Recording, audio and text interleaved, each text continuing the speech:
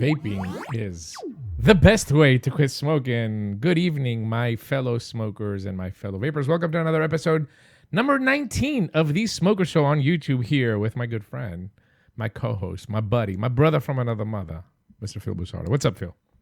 You're creamy Italian. Creamy Italian stallion, yes. My screen is frozen, though, pal. Yeah, I got to fix that. I can't see you. I can't see okay. you You'll see me in all your Greek glory. You'll see me now. I'll make that happen. I still can't see you. I always make it happen. Don't worry. I miss you so much. There you are. Hi, buddy. See, I fix it. Happy almost Thanksgiving. Yeah, same to you. Same. Where are you? Like, I mean, people gonna get really confused. First they have the basement background, then they have the Florida background. Now you switch it up again. Yeah, I know. It is very good. And not only did we switch it up, we switched it up twice today. We did. Because I was in the kitchen, but the table's very wobbly in the kitchen. Very wobbly. Very wobbly, yes. Now I'm in the living room. Okay. So here we are from the living room in my parents' house in New Jersey. So I'm here visiting for Thanksgiving. We got a couple special guests here that we'll bring on, and we're gonna do temperature control. Finally, your favorite subject. My favorite. Yeah, I've been looking forward to it. But yeah, to be fair, I think that people can benefit from temperature control. I think it's a good episode even for vapers, existing vapers that might want to dabble in temperature control. But I think the most important part about explaining temperature control is to know what the hell it is. And since it came into the scene kind of late, right? I mean, we're talking about 2014, 2015 is when we were first introduced to it. Yep. I think that a lot of vapers that come into the to switching over in these days kind of hear about nickel, they might be afraid, kind of hear about temperature control, they don't exactly know what it is. I know in my experience of helping smokers in the last year, I can't tell you how many people with a chroma will send me a message. It's like, oh, I'm using it in temperature control. I was like, well, that's kind of odd because there's no temperature control coils for the Zenith right now. So there's a lot of confusion out there. So hopefully people can take this episode and send it to somebody when they ask them questions, take a little bit off the burden off. Because even me, I mean, I understand, I grasp what temperature control is, and I've dabbled around with it. But I think that we always can do that. But that's not here or there. First of all, let's thank our wonderful sponsors. And they are, of course, INNOKIN and JOYETECH, our big Chinese manufacturers, sponsoring us with a lot of starter kits that we can pass on to you. And maybe you can help some friends quit. Our one online brick-and-mortar store here, one of the largest websites, myvaporstore.com, that has kindly given us a coupon code, MTL10, for all of our products, meaning products that me and Phil have designed with INNOKIN. And then from Liquid, of course, we have the wonderful 5 Ponds that we got to see in Las Vegas this past weekend. We were there for the Vape Expo, and Naked was there as well, too. And our newest sponsor, LUNAR ROVER, they have given us the coupon code SWITCH at lunarrover.com for a coupon code if you want to try their liquid, which, by the way, I always like to test our stuff out, right, Phil? Yes. This right here, this setup right here, look how tiny it is. Look how tiny it is. Look at that. So tiny. Right? Reminds me of you a little bit. The device is actually almost it's smaller than the 30 ml bottle of liquid from LUNAR ROVER. This right here, or this combo right here, and I posted this on my Facebook and on my Instagram this past weekend. If somebody is ready to quit, and again, it sounds like I'm doing promotion and whatever, screw you. But I'm telling you seriously, because I tried this. I actually have this BLK 12 milligram loaded up in the EQ. This setup right here, if you're ready to quit smoking, you can't go wrong. Man, I'm telling you, it is so satisfying. Even in this one right here with a boost mode, it's just fantastic. I mean, it's tobacco flavor. It actually kind of reminds me of a cigarette. It's been so long. But yeah, we're getting some really, really good feedback on the CoolFire, some really great feedback. People are using the Zenith. They're really enjoying it. And that makes us really, really happy and proud, that people are using it. It really does. But even more so that people aren't smoking as they're using it too. I mean, that's just amazing. You know what? Let's do this before we get into the fun here. I want to add some stuff to the stocking. Now, you guys remember the stocking, right? Dimitri, the stocking contest that I hold every year. Absolutely. Well, two of our 3 e-liquid companies have come forward. I'm really excited about that, and I'm sure that Naked is going to as well. But here's what we're adding to the virtual stocking tonight in this video right here. Should you win the stocking contest, and how you win the stocking is going to be announced in a future video, but should you win, we are going to add the entire line of LUNAR ROVER e-liquid in a nicotine of your choice. Fantastic. And the entire line of 5 Ponds e-liquid in a nicotine of your choice. So that is going in the stocking as well. And I'm sure, like I said, Naked is going to come up to the plate too. and we'll get the naked line in there as well. So tons of equipment, tons of gear, tons of tanks. I just put a battery charger in there, and now we have a whole bunch of e-liquid to give away to in the stocking. Remember, if you want to know what's in the stocking, just go to tasteyourjuice.com. At the top of the site, you will see a little stocking there. You click that, and you will see all of the items currently in the stocking and who they were donated by. So thank you to LUNAR, ROVER, and to 𝗃_𝗲 for that. That's fantastic. That prize is just getting bigger and bigger. By the way, our telephone lines, 215-383-5752. If you have any questions or comments during tonight's broadcast, you're more than welcome to call in, or with any kind of question or request. We're here for you. And the telephone lines, of course, are sponsored by the only advocate magazine, the Vaping Advocate magazine. And we got to see those guys. Speaking of, we were in Vegas last weekend, not this past weekend, but the previous weekend. And we attended the 𝗃𝗽𝗲𝗿𝘀. It actually turned out to be a really good show.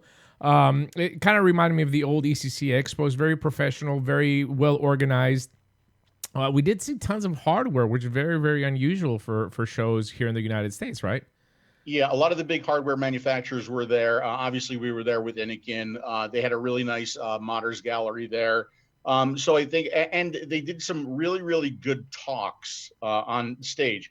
It was a little bit different though, because even though they were public talks, they weren't necessarily for the public at the show, right? They were more for social media. So they were broadcasting everything that was going on the stage live, right? And I know you have links to it on your Facebook, and maybe Bill will be nice enough to pull those links and put them in the chat. Because we did go up on stage twice. We had the Phil and Dimitri show, which was kind of a surprise to us. I might be a little bit biased, but I think both of the presentations that we did on Friday and on Saturday, I think they were both great. One featured on Back to Basics, a lot of the stuff that we talk about here on the 𝗃𝗃 Show, and then we did the political side, the federal vapor strategy on Saturday with 𝘃𝗽𝗲𝗿 from the Vapor Technology Association. I think that we covered a lot of great information. And I'll be honest with you, Phil, I loved that format. I absolutely love that format, because you know darn well when you try to do advocacy with a speakerphone at a stage, at a show, it's just a complete mess. Nobody cares. Nobody pays attention. I'm not blaming them for it. You're at a show. You want to see the shiny stuff. You want to see the good stuff. Right. So this kind of format where they were broadcasting it out to social media and then people were sharing it was a great way to pass on information at a very professionally audio and video stage that they had set up. I totally agree with you. And I think the only way they could have done it better, okay, is if instead of on the main stage in the middle of the show, there was like a private conference room where if people did want to see what we were talking about live, they could have, right? But if you can't do that, I really like the way they did it live in the middle of the show. I don't think it could get much better than that. I think when we were given, I think that when we were talking, I think that quite a few people did come up, and because they did have a small speaker there for it. So I think it was. I mean, but again, people are, from the business standpoint, the people that are at the show, they want to do business, they want to sell, they want to show their product. You can't force them. Oh, shut down your booth for 2 hours. You've paid thousands of dollars to be there. Right. So overall, for the first time, Patrick doing a show, meaning Patrick Bidou that runs the 𝗃𝗽𝗲𝗿 in France, brought the show to the United States in a very short period of time. I think overall, I'm very, very pleased. I was not very pleased that the cannabis/CBD kind of thing was next to us. I think mixing those two is not a good idea, especially with what we're seeing from the media lately about people putting drugs and the vaporized and all that kind of stuff. But I get it. CBD is a new hot thing here in the United States, and there's a lot of demand for it, and a lot of companies share that space. So you have a lot of e-liquid companies that make e-liquid and they make CBD as well too. So it kind of made sense from a business standpoint. But from a personal note, and that's just strictly just my personal thoughts, I would like to see it separated. Yeah, no doubt. I totally agree with that. Look, I think the technology gets away from burning both tobacco and burning weed. Okay. Yeah. So it does have health benefits and it can save people in that way too. But I don't think we need to confuse and mix the two. I think that's going to lead to problems. I think that's going to lead to people thinking that everybody who's using a vaporizer is vaporizing THC. It's not legal everywhere in the States. It's not legal everywhere in the world. So I think it's very, very important, although it has the potential to save some people. And like I've said before, I'm not down on the bud, right? But I think it needs to be separate, very, very separate. And I don't think that it should be part of the same show. I agree. By the way, I did see some comments before we get started. There was some little FDA news going on out this week. listen, Smoke Free Radio, you can tune into. I did an episode last Tuesday. Really, there's nothing's changed. Flavors are not banned. Don't be spreading misinformation out there. All that the FDA did was made some suggestions, and then some companies volunteered, like Juul, to pull some of the flavor products out of C-stores and gas stations, which in my opinion is the worst possible idea. If you've built a company that claims that you're creating a product for smokers, you want your product to be sold where smokers actually go shop. And most of the smokers shop at C-stores and smoke shops and these types of convenience stores and gas stations. So nothing has changed. We're waiting on guidance from the FDA. They said that they're going to put out some more guidance in the near future. And as that comes, we'll definitely dissect it on Smoke Free Radio or on my personal Facebook when I like to get up there and rant. But as it stands now, we really need to convert smokers. And guess what? When the flavor products are gone from the gas stations, or if they've been pulled voluntarily, one more reason for vape shops to step up and convert more smokers. Now is your time, and now is a great opportunity. But that is a topic for the Smoke Free Radio. Absolutely it is. Absolutely it is. By the way, welcome to everybody that Scott has sent over and Vic has sent over. We really appreciate you guys tuning in here with us. We're here to help smokers. Before we get started with that, Phil, one of the reasons that I've been really, really proud of the work that we've done here is when we get these messages and emails and Facebook messages and all that. So we got a really special one this week that I'd like for you to read for everybody to hear. I'd be happy to. So this is to Phil and Dimitri. This came to us in an email, and I'm actually getting permission from the gentleman to go ahead and post this on the website, because you guys know that I do that and I share these with you when I get them. Hey, thank you both for the response. We must have answered. We must have been nice too. You have no idea how appreciative I am for the time you took to get back to me. I am now using the Zenith tank with the 𝘀𝗻𝗃. I have been using it for a couple of weeks now. I love 𝘃𝗽𝗽𝗃 and the Zenith, and I do want to transition to normal e-liquid, but don't know how to get the same satisfaction. Finding a good liquid is hard too. I agree with you. I want to try the 𝘃𝗽𝗃. That's the 𝘃𝗵𝗃 shop brand up there in Canada. Menthol icebreaker, but I'm not sure where to get it in the U.S. So I gave him some information as to, thank you, Dimitri, for getting me that information on where he can get that. I also joined 𝘃𝗽𝗲 the other day as vaping got me to quit smoking cigarettes fully. I haven't had a Newport Menthol 100 in 3 weeks now, thanks to you, Phil, and your Zenith tank. And Dimitri, I'll add that in there. I'm sure he just forgot about you for some reason. It's okay. It's okay. God bless you too. I have no desire to smoke. I have quit the I have quite the story to share. If it can help someone, would love to be a testimonial for you too. Anything you guys need, let me know. And that is from Chris. So thank you very much, Chris, for that really nice email. And we're just thrilled, man. We're thrilled that the show is helping people, that people are quitting smoking. Whether it's one person a night, whether it's 100 people a night, if we can get one conversion off of every one of these shows, I think we're doing something great. That's always very nice and very refreshing to hear. By the way, I did make a mistake. I did title this Smoke Free Radio episode 19, and I'm just a creature of habit on YouTube, but we'll change it afterwards. We'll hashtag it 𝘃𝗃𝗃 show. So that's my bad. Named it after your own show? But yeah, I did. I'm just so used to on YouTube to hit hashtag Smoke Free Radio. But in any case, this is the 𝘃𝗃𝗃 show. One more thing that I do want to bring up. I did see a great comment in the chat earlier as well too.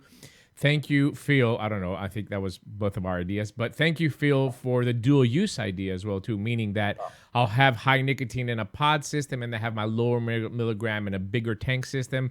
And I can do that dual use instead of me going out and having that one cigarette that I was craving as well, too, which is really, really fantastic to hear. And if it's worked for you to stay off cigarettes, more power to you. So, yeah, thank you very much. But, all right, let's get some fun stuff. You got some people there. Everybody's really, really excited. I do. And I'm really, really excited as well, too. We should get some people on cam, don't you think? Yes, we certainly should. Let's get our first one. Our first special guest here tonight on the Smoke Show. Come on, it's time. You got to grab a chair. No, you got to be on there too, pal. Yeah, I will. I just want to make sure everybody see. Look at that. Oh, God, who is that? Who's that good-looking guy? Yeah, here we go. Who is that? You got to come into the camera. Oh, yeah, we can see him. We can see him. Oh, I'm sorry. Okay. Nobody's going to believe it. Who is this guy? That guy is my younger brother. Everybody say hello to John. John, say hello to everybody. Hello, everybody. Hi, John. I do definitely would like to issue a challenge for DNA. Because there's absolutely no way that you two guys are really... John is just so much better looking than you. And I mean that, and I mean that with a lot of love and respect. Yeah, I appreciate that. I don't know where I came from. Yeah, well, you're definitely related. I'll tell you that. Just from your family practices. But yeah, good to see you, John. Thanks for coming on. And I talked to Phil a little bit earlier, just to bring you on because you are a vapor, and it's nice for everybody knows Phil, but let's see what he's done within his family to help people quit smoking. Yeah, I think I'm vaping for just under 10 years now. And you smoked before you vaped. I actually started smoking late. I started smoking when I was 18 or 19. Wow. Or 20. It was late. I started late. So I was in college at that point. I was away. Yeah. And so what got you involved with vaping? Let's see. All right. So I was smoking, and then I quit smoking just cold turkey for 3 years, and then I went back to it. And then I know, God, when e-cigarettes first started coming out, you tried getting me to quit. Mm-hmm. And moved to e-cigarettes, but you were showing me like the devices at the time. They were like you use tea bags, and, it was, and not that kind of tea bag. I'd pay money for that. And it was just too complicated. I couldn't deal with it. So it was much easier to light a cigarette. And then as the technology evolved, which made it much more easy, where it was pretty much just filling it with liquid. Then at that point, I made the switch. Hey, John, let me ask you something, because you said something really, really important earlier before we get into that. You said you quit cold turkey for 3 years, and then you went back to it. What was it that triggered you? What event in your life? Because we hear this a lot from people that are vaping as well too. Like, I had a very stressful moment, and I went back to smoking. So what was it that made you just pick it back up after you've quit for 3 years? That's a long time. Yeah, it was a really long time. I actually can't even talk about why I switched back. Mm-hmm. You can't? No, I can't. I can't. We could take that offline. I could tell you. Sure. But it must have been something dramatic in your life. We don't have to get into details. It wasn't anything dramatic. It wasn't really stressful. It was just a kind of a life moment that was exciting at the time, and it just related to something. He lost his virginity. No, it was a life experience, and it was just a lot of excitement, and then just kind of felt like I needed a cigarette, grabbed one from a friend at the time, and then I never looked back. That was the worst part. Yeah. Look at this. Hello, John. Super handsome. John is way too sexy to be Phil's brother. This is horrible. This is terrible. Even my wife is watching the show. She never would us. Why are you not here? Connie's actually naked in the next room. Yeah, she is. Right. Trust me. I wish I could be there, guys, with you and hanging out with your family. I'd love to see the mom and pops again too. But it's just it's Thanksgiving, and it's family time, just like you guys are. So we're really, but we're excited to have you via camera. How about that? So yeah. So anyway, continue. So tell us about, like, when it comes to you and vaping, like, what's most important to you when it comes to vaping? What are the most important things? Ease, and flavor. Okay. Now, do you ever watch a review that I do on YouTube? Never. I don't have the time to dedicate. I don't blame you. And, I mean, this is something that we talk about, Ďemitri, when we talk about, the products that we're designing and who we're designing them for. Yeah. We're not designing for the enthusiasts. We're not designing for, the people who like a complicated device. We're designing for the people who just don't want to smoke anymore. Yeah. Right. And this is definitely one of those people. I find it interesting because when I came up and visited you at your house, actually where you are right now, and I talked to John a little bit about it. He was using the 𝘃𝗽𝗲. And obviously, he prefers my build method over yours as well too. But that's not here or there. What I found really interesting about it is, like, here you have the brother of a very big YouTube reviewer that has access to literally any kind of device or tank that he could possibly. I mean, all he has to do is pick up the phone and says, "Hey, bro, just send me this," right?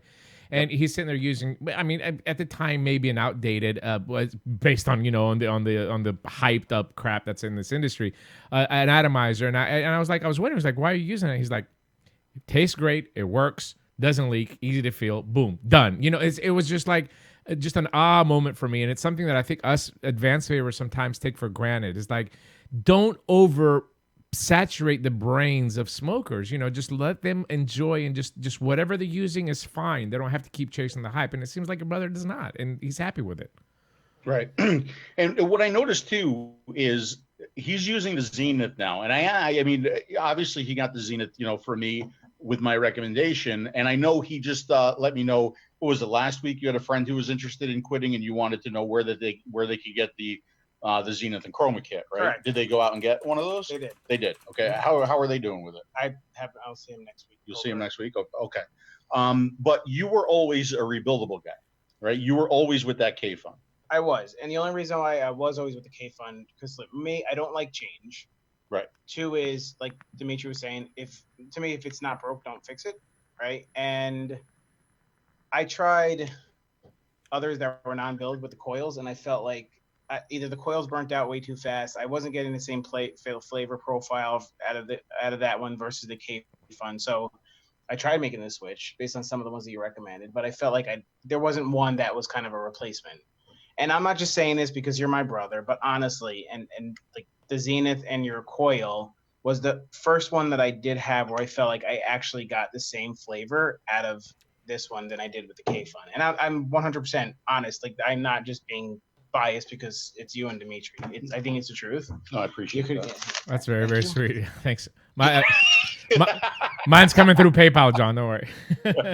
And you asked me which coil too, and I told you that I love the 0.8, and you were like, that's kind of odd because you felt that was. I thought you would like the top seller. I thought you would like the 1.6 better, but you tried the 0.8, you tried the 1.6, and did you try the 0.5 Plexus too? Yep, I tried the 0.5. And you like the 0.8?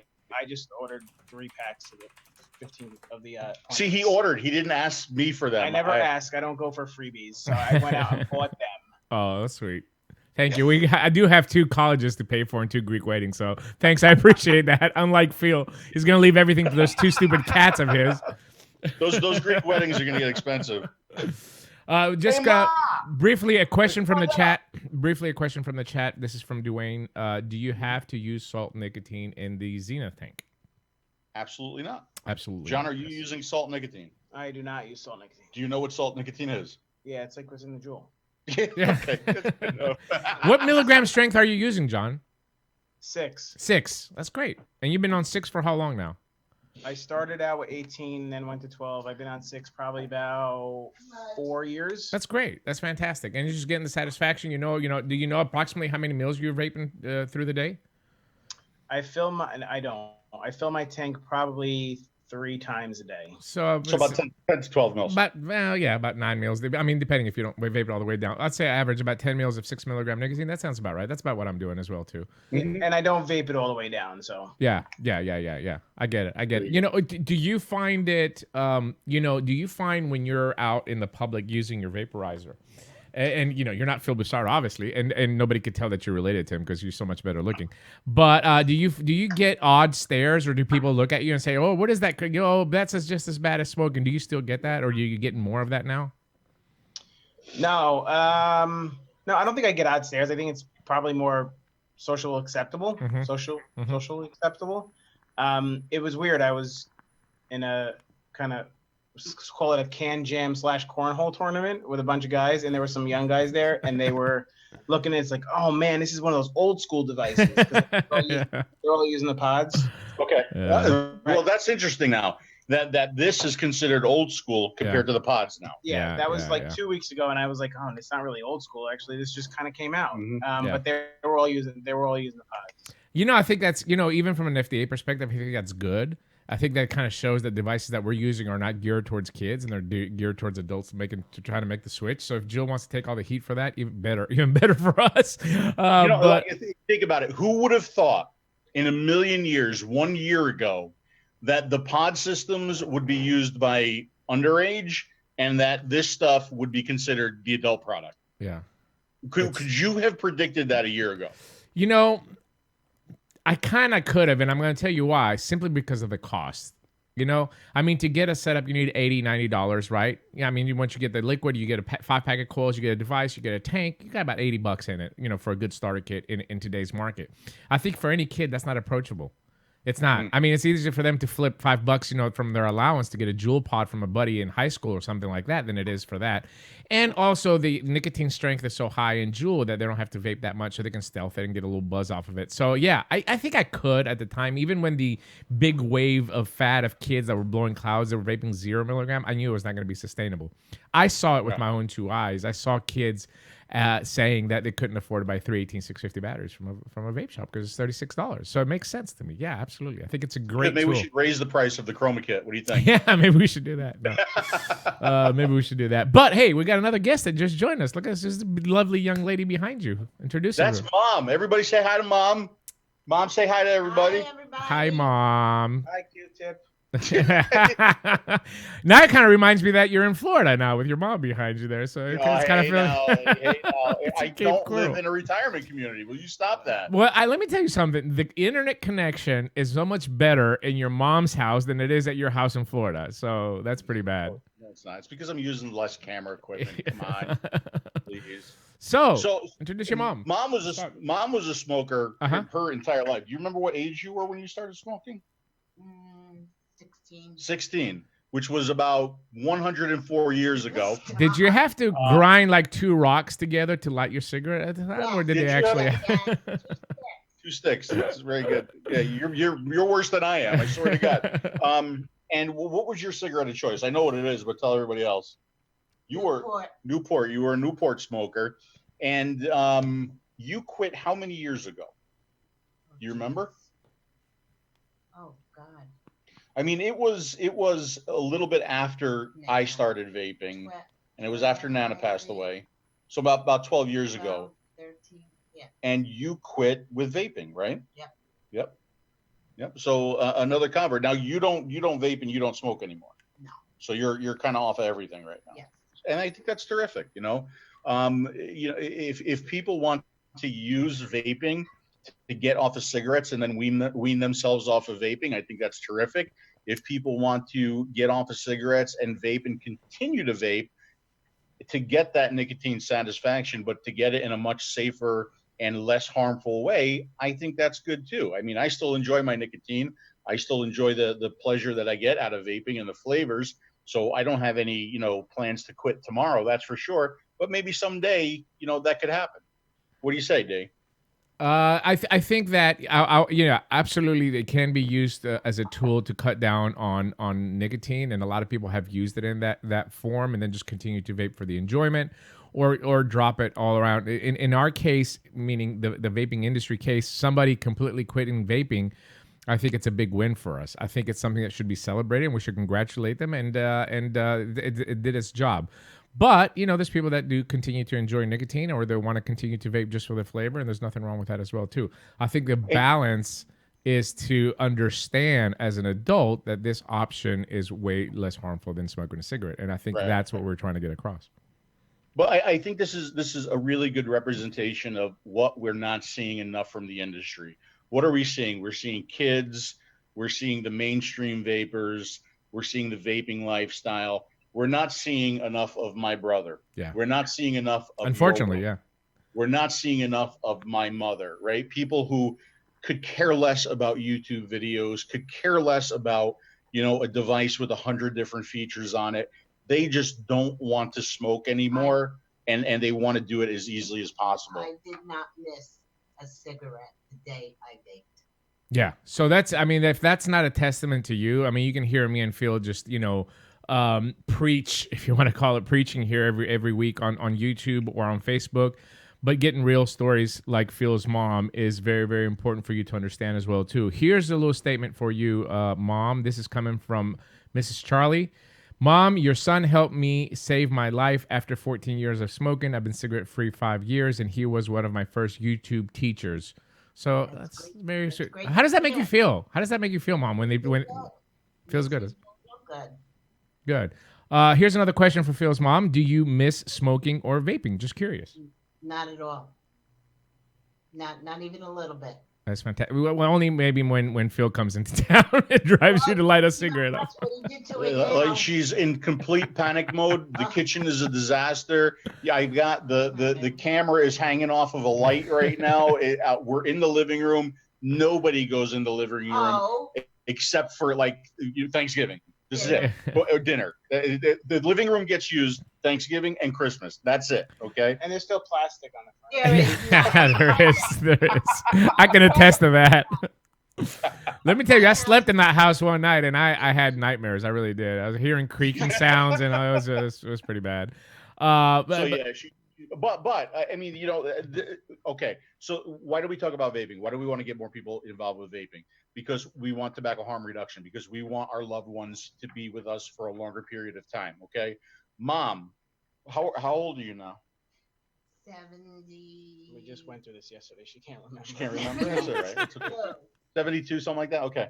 And what did you cook the past couple of days? What did you cook for Thanksgiving? Homemade cranberry sauce. Homemade cranberry sauce. Stuffing. Homemade stuffing. Not that. Homemade Not homemade. stovetop Homemade horse shit. stuffing. You got. Dad did stuffed artichoke. We'll get that up here. Dad did stuffed artichokes. Artichokes. Go ahead. String bean casserole. String bean casserole. Twice baked potatoes. Twice baked potatoes. Stuffed mushrooms. Stuffed mushrooms. Candied yams. Candied yams. Homemade rice pudding. Homemade chocolate rice pudding. cream Chocolate pie. cream pie. Apple pie vanilla sauce. Apple pie vanilla sauce. And oh God, There's one my favorite. The cornbread. Cornbread. What else? My favorite. Oh, your favorite. Yeah, Everything you were frying them today. Oh, the cauliflower patties. The cauliflower patties. I'll put the Oh, recipe my for the God. cauliflower patties up on Taste Your Juice. Even if you don't like cauliflower, you'll love the cauliflower patties. My mom is the only woman in the world who can take a beautiful, healthy vegetable like cauliflower and like deep fry it with cheese, and it's just like it's not healthy anymore. But oh my God, it's so good. But this is why it's so important to spread the message of vaping. Because, here's my mom, 70 plus, doing all this stuff, and she's still with us. And would she still be with us today if she was smoking? I don't know the answer to that question. So, love you, Mom. And That's want you here for a long so time. sweet. I do want to attest that since I've been in that household, that your mom is just like any other Italian mom that's going to try to continuously feed you until turkey is coming out of your eyeballs. It all sounds so very delicious, and I wish I was there. But I'm sure that Phil will post a lot of pictures. Because both my daughter-in-laws don't cook. That's great. Great. That's great. Neither of them are watching That's a little right too now. much information there, but and I'm sure none of them are watching. Yeah, By they the can way, wait for Thanksgiving now. I'm sure none of them are watching. But I'm sure John's and your wife have better things to do on a Tuesday night than to No, watch this smoker show. that's why we have Blue Apron. Yeah, that's right. But hey, but hey, it's really fantastic. John, do you feel weird with having Phil Busardo as your brother? No. I mean, just seeing like people recognize him or talk to him or see him, online and all that. Does it feel kind of weird? Like you got like all the good looks and then he gets all the attention for being Phil Busardo? I think the first time it was when I went to the first vape show with him. Uh-huh. And like it was like, oh my God, it's Phil Busardo. I'm like, oh my God, really? Like that is so it's just my fucking brother. Like Oh my I God. was in Pennsylvania and somebody saw me vaping. We were up in the Amish country, Uh-huh. and we were sitting in front of a restaurant waiting to be seated, and I was vaping, and this guy comes over to me with his girlfriend and says, "Oh, what do you vape?" And I showed him what I had and what flavor do you vape, and I told him what it was, and I said, "I don't know if you've ever heard of P. Busardo." Well, you think I said I was the president of the United States? Oh my God. He said, "P. Busardo." I said, "Well, I'm his mom." He went and get his friends and their girlfriends, and I said, "This is absolutely ridiculous." It is. It really is. It really is. Yep, really is. Yeah, it really is. All right. Well, I mean, since we're introducing you to the entire family, we might as well get Dad too. So somebody yell down for Dad. Let's close out. Yeah, let's close out the and then trifecta. we'll close it out because we got a lot to do with temperature control. Yes. Charlie, thank you so much. That's sweet, man. Yeah, and by the way, I see a lot of comments in the chat. I vape 3, I vape 12, I vape 18. There is no, if you guys are watching the chat and you're smokers or on the fence or just trying out vaping, there is no right or wrong milligram strength. Whatever's satisfying to you is what the right milligram strength is. Hey, Pops. Hello. How you doing? Your dad always looks like he's gonna kick somebody's ass, like constantly. Even when he's happy, he looks like he's gonna kick somebody's butt. He does, doesn't he? Hey, he's that. Of a series right Oh, he's watching. We're interrupting his television. Sorry, we apologize. We apologize for me. Nice to see you again, Pops. I'm glad that you recovered from your surgery and you're feeling well. That's great. Thank you. And so the knee is good. Brand new. Yeah. Have you kicked Mom's ass with it at all? Not really. No. Okay. And No, but he did bounce down the steps. The other I night. know. Yeah. He fell down the stairs Fell the down other the night. steps, Oh, yes, God. and almost took out his hip. So, Almost took it. Yeah. Well, yeah. But his knees are good. His knees are good. He said he finally stopped limping completely after the surgery, and then he fell down the stairs. And now he's limping again. I'm like getting to the point where I really want to rubberize the entire. It's like I got to child-proof their house now for them. I get very worried when I'm not here. Well, I'm very happy to see all of you together, and I hope that you enjoy your holiday as families. I hope you don't kill each other, and yeah, I miss you guys, and I hope me and the family can visit you soon. Well, we miss you too, buddy. And from my family to all you guys, not just to Dimitri, but everybody out there, have a very, very happy and healthy Thanksgiving. Yeah. Happy Thanksgiving. All right, let's take a quick break. All right, get well out of here. Bye. Okay, bye. Go. Good to get on with you.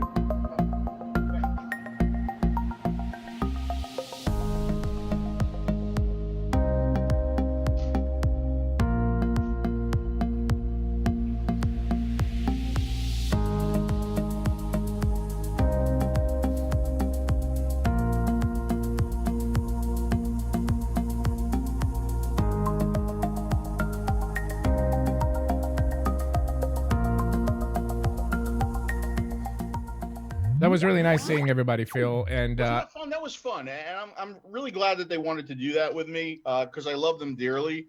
But let me tell you something. Dad is an old school Italian construction worker, and yeah, I see somebody said he'll take off his belt. Dad never took off his belt, but he kicked some ass, and mine was one of them growing up. So you know, I bet he did. To all the people that take their kids and they put them in timeout now. Dad didn't know what timeout was. Well, you know, it's nice of you to share your family, but it's also nice to show that in your family you have 2X smokers just in your immediate family. So that's really, really powerful because I'm sure that they've spread that message out to other people within their circles as well too. And then that's how vaping became what it is today. It's real life testimonies of people that quit smoking.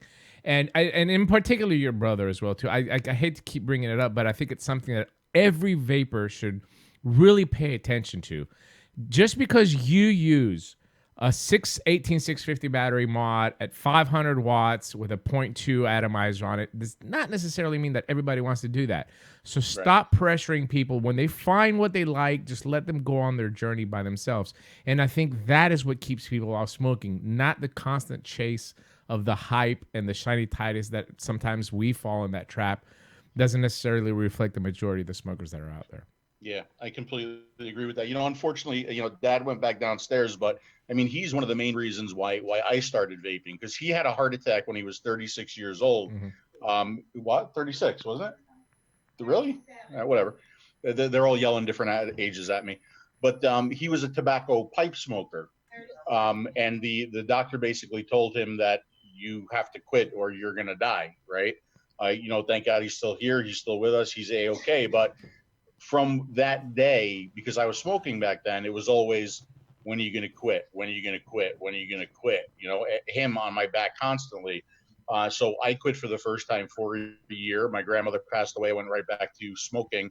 And then him again, when are you going to quit? When are you going to quit? And that's when I looked into vaping, and that's when I became a vapor. So partially because of him. And let me tell you something, you know, I was here when he had the heart attack. It happened right here in this house. And, you know, it wasn't something that was fun to go through. Certainly not for him, not for the family. And, you know, if we can, you know, do what we do on this show and maybe prevent some other kid from having to see his father go through that, I think that'd be terrific. I wish that we could take your mom and make her the spokesperson for vaping. Or I wish we could take, you know, this is the kind of faces that we should be promoting on Instagram and on Facebook and on YouTube and on Twitter instead of the models and the influencer type thing that's just there to sell, because I think that would really maybe change the narrative of this kid epidemic thing that's going on now. I always keep turning it to political, and I shouldn't do that. But Well, that's what you do. yeah, that's what I do. I know. I always bitch and moan, but we need some. We need some reason. And thankfully, these past couple of days, we've gotten some really good stories in mainstream media. We've seen a different perspective of it. Every interview that I've given, especially after this Juul epidemic, I did get contacted by a couple of newspapers trying to give my thoughts on the whole situation. And I always try to be, we've always been kind of defensive in vaping because we always felt like, we're kind of a taboo. It's this, it's that. But I think it's time that we just drop the gloves and just go at it and fist to fist with those that are trying to eliminate this product that will save millions of lives. So, but I do want to play a clip here of this piece that's very, very powerful. Once again, since this is the Smoker Show, and you hear me and Phil every week here preaching, as I said earlier, it's good to get it from somebody else as well too. So I want to play this piece that I think you guys are going to really enjoy, and it actually will bring some reason because it is from Reason Magazine. Health crisis, so says our government and the media. E-cigarettes are popping up everywhere. They've got serious potential harms. Vaporizers or e-cigarettes let people get a hit of nicotine without actually burning tobacco. So the government scares people about it. The FDA warning about liquid nicotine. Scientists say it can change your brain. But vaping is a much less harmful way to consume nicotine. Extraordinarily less harmful. I mean, it's about 95% less harmful than a normal traditional cigarette. 𝗃𝗽𝗄 of the Competitive Enterprise Institute studies vices like vaping. She concludes, we should really be encouraging people to use vaping, and there's only a couple ways. Encouraging people? Absolutely, because there's no controversy at this point, the fact that vaping is much less harmful than smoking. Actually, there is some controversy. E-cigarette battery suddenly exploded. Some vaporizers are defective, but most important, vapor contains harmful chemicals too. Nevertheless, vaping is far less harmful than smoking. It's nicotine that makes both e-cigarettes and regular cigarettes addictive. But nicotine itself isn't that bad. It's a stimulant. And similar to caffeine. Similar to caffeine? On the spectrum of drugs that you can become addicted to, nicotine and caffeine are very similar to each other. Enjoy a cigarette. But tobacco smoke contains 7,000 other chemicals, some of which cause cancer. Taking in nicotine is not as harmful as inhaling smoke from the burning of paper and tobacco leaves. What's harmful about nicotine is how it is delivered. Delivered through cigarettes, it's incredibly harmful, incredibly deadly. By contrast, while e-cigarettes may deliver these big puffs of smoke, the smoke is mostly flavored vapor, less likely to harm anyone. Also, it doesn't smell as bad as cigarettes. Somebody who's vaping a huge cloud of vanilla, cherry blast, whatever they're vaping, is way more pleasant than standing next to somebody who is exhaling smoke from a combustible cigarette. So these are less intrusive and safer. So what does our government do? There's an epidemic spreading. It launches campaigns against vaping. Your kids are not an experiment. Protect them from e-cigarettes. Actually, kids have been vaping a little less since 2014, according to data from the CDC.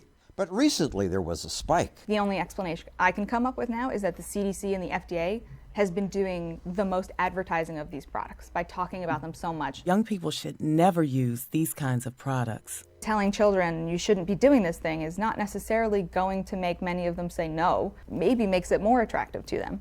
Kids are going to the bathroom, smoking it in stalls. Next thing you know, you're hooked like that. My former employer, ABC News, is eager to talk about the dangers. Addicted to nicotine before they even graduate from middle school. Recently, they ran more than a dozen scare stories about vaping. Another recent study suggests that e-cigarettes are a gateway to traditional cigarettes. Gateway to traditional cigarettes. If someone is going to use cigarettes, they're probably going to start with an e-cigarette first. However, some children who might have gone on to use actual cigarettes might just stop with e-cigarettes. If I take a puff of this, I get, oh, that smells good. What is that? What flavor is that? If I smoke a cigarette, I get funny looks and, brush shoulders. Do we want children to become addicted to anything? No. No one's going to say they want kids to become addicted. But keeping a small percent of teenagers from trying e-cigarettes is not worth sacrificing adults whose lives could be saved. Why not ban all these things? They're all bad for you. And that would be a tragedy for public health. A really good example of this is what happened in Europe with something called snus. Sweden was built on premium quality snus. Snus is a moist tobacco chew that has been banned in the EU for about 2 or 3 decades now, except for in one country, Sweden. And Sweden currently has the lowest smoking rates and the lowest lung cancer rates of any EU country. The EU's banning the tobacco alternative didn't work out very well. If we do this with e-cigarettes, it would be as bad as what the EU did with snus. We've seen this with vaping already. Cities across the country are starting to ban e-cigarette use in public. The states that have enacted, over 21 to buy e-cigarettes or over 18, the teenage smoking rates go up again. Because when teens who want to do something like smoking can't get a hold of e-cigarettes, they just go to smoking. It can release dangerous chemicals like formaldehyde into your bloodstream. Children aren't the only people seeing these ads. 5 years ago, very few adults believed that e-cigarettes were as harmful as smoking. And now, thanks in large part to these government warnings, adult smokers think that vaping is as harmful or even more harmful. How many adult than smoking. smokers think that? We're talking on the order of 60% at this point. So it used to be It's just wrong. 30, and it's dead wrong. There are a few lunatics out there who say that e-cigarettes are more harmful based on zero evidence, but every legitimate rational scientist who's investigated this issue has said we don't know all the risks, but we can say that they're less harmful than smoking. Now, Minton's think tank has received some money from companies that make e-cigarettes. But best I can tell, her science is right. Vaping is a safer alternative. You may think it's unusual that Minton spends all her working time studying and writing about vices. What's wrong with you? Alcohol, gambling, vaping. 11 years studying this stuff. Why? I like some of those bad things personally, and it's also personal for me because we're talking about the essence of what it is to be a free human being, which is to make decisions about risk in your life. There's nothing more fundamental to human choice than being able to decide for yourself what kind of risks you want to take with your body, with your money, with your life. So it's a fundamental freedom for myself that I want to protect, not just for other people, but also for them. The reason why I wanted to play this These feel, things are causing... The reason why I wanted to play this feel is how many quotes from what you just heard in the last 6 minutes have we talked about in the last 10 years, right? It's really refreshing to hear it come from somebody else, right? Yeah, it really is. Some of the things that I heard were like, the things that we say about nicotine, just about as bad as caffeine. It's not the nicotine that's the problem. It's the delivery system. It's the cigarette. That's the problem, right? Yeah. It reinforces everything we say. And it's nice to get a level-headed, adult, mature perspective on it that's not laced with fear-mongering and big media bullcrap.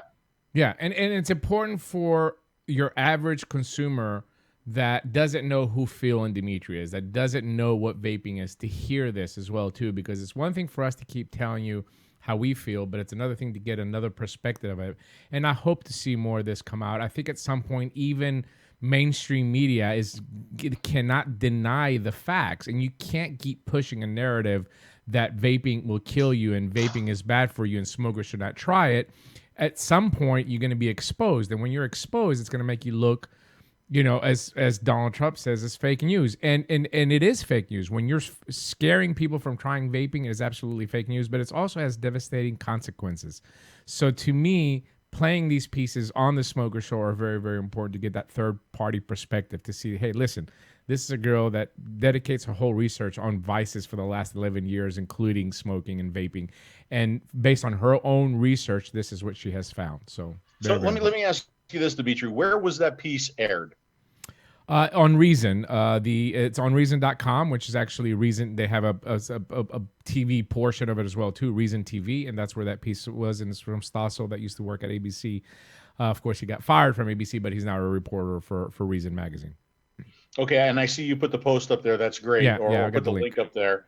Yeah, because I would like to see if I can get that for tasteyourjuice.com. I think that's a terrific piece, and it definitely, you know, backs up all the things that we say here on the show. Yeah, and just a couple of comments. My almost 19-year-old son has just recently mentioned an interest in vaping, but I've talked to him about how high nicotine JOYETECH is, and that if he chooses to vape, he'd be better off with a setup like mine. That's very good advice, Catherine.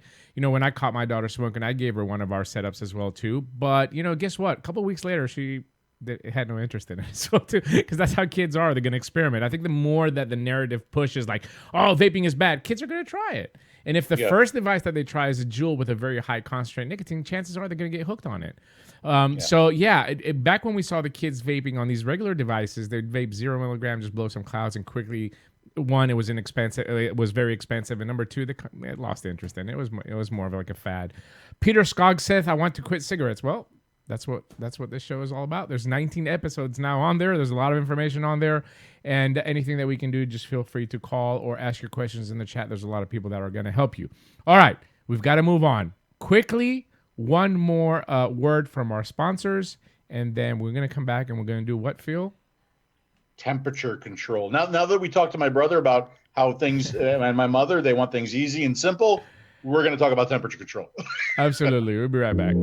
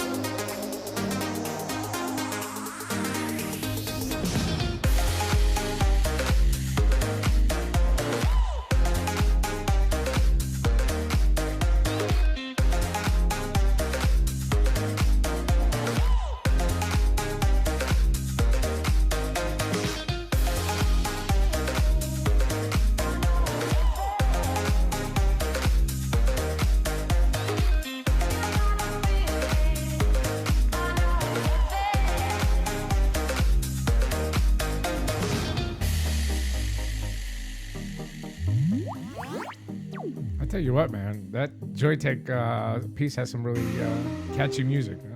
Got you moving? Does it have you moving and grooving? It has me moving and grooving. I think we need to update some of our sponsor spots. We got to see if they have any new product. Yeah. Well, I kind of like those. I think that, you know, showing the Terrace and the EQ, I think there's a, you know, from our main hardware sponsors they're good starter pieces. I think both of those, one for a smaller pod system and the EQ for something a little bit more powerful. I think they're good spots for this particular show. But anyway, yeah. Just want to just to remind you that the telephone lines are open, 215-335-5752. If you have any questions or comments, please give us a call. And what is the reason? And we've gotten a lot of requests for temperature control, to be fair. But what is the reason why we're going to do this segment here, Phil? I would say out of all of the questions and issues that I get via email, a lot of them revolve around temperature control.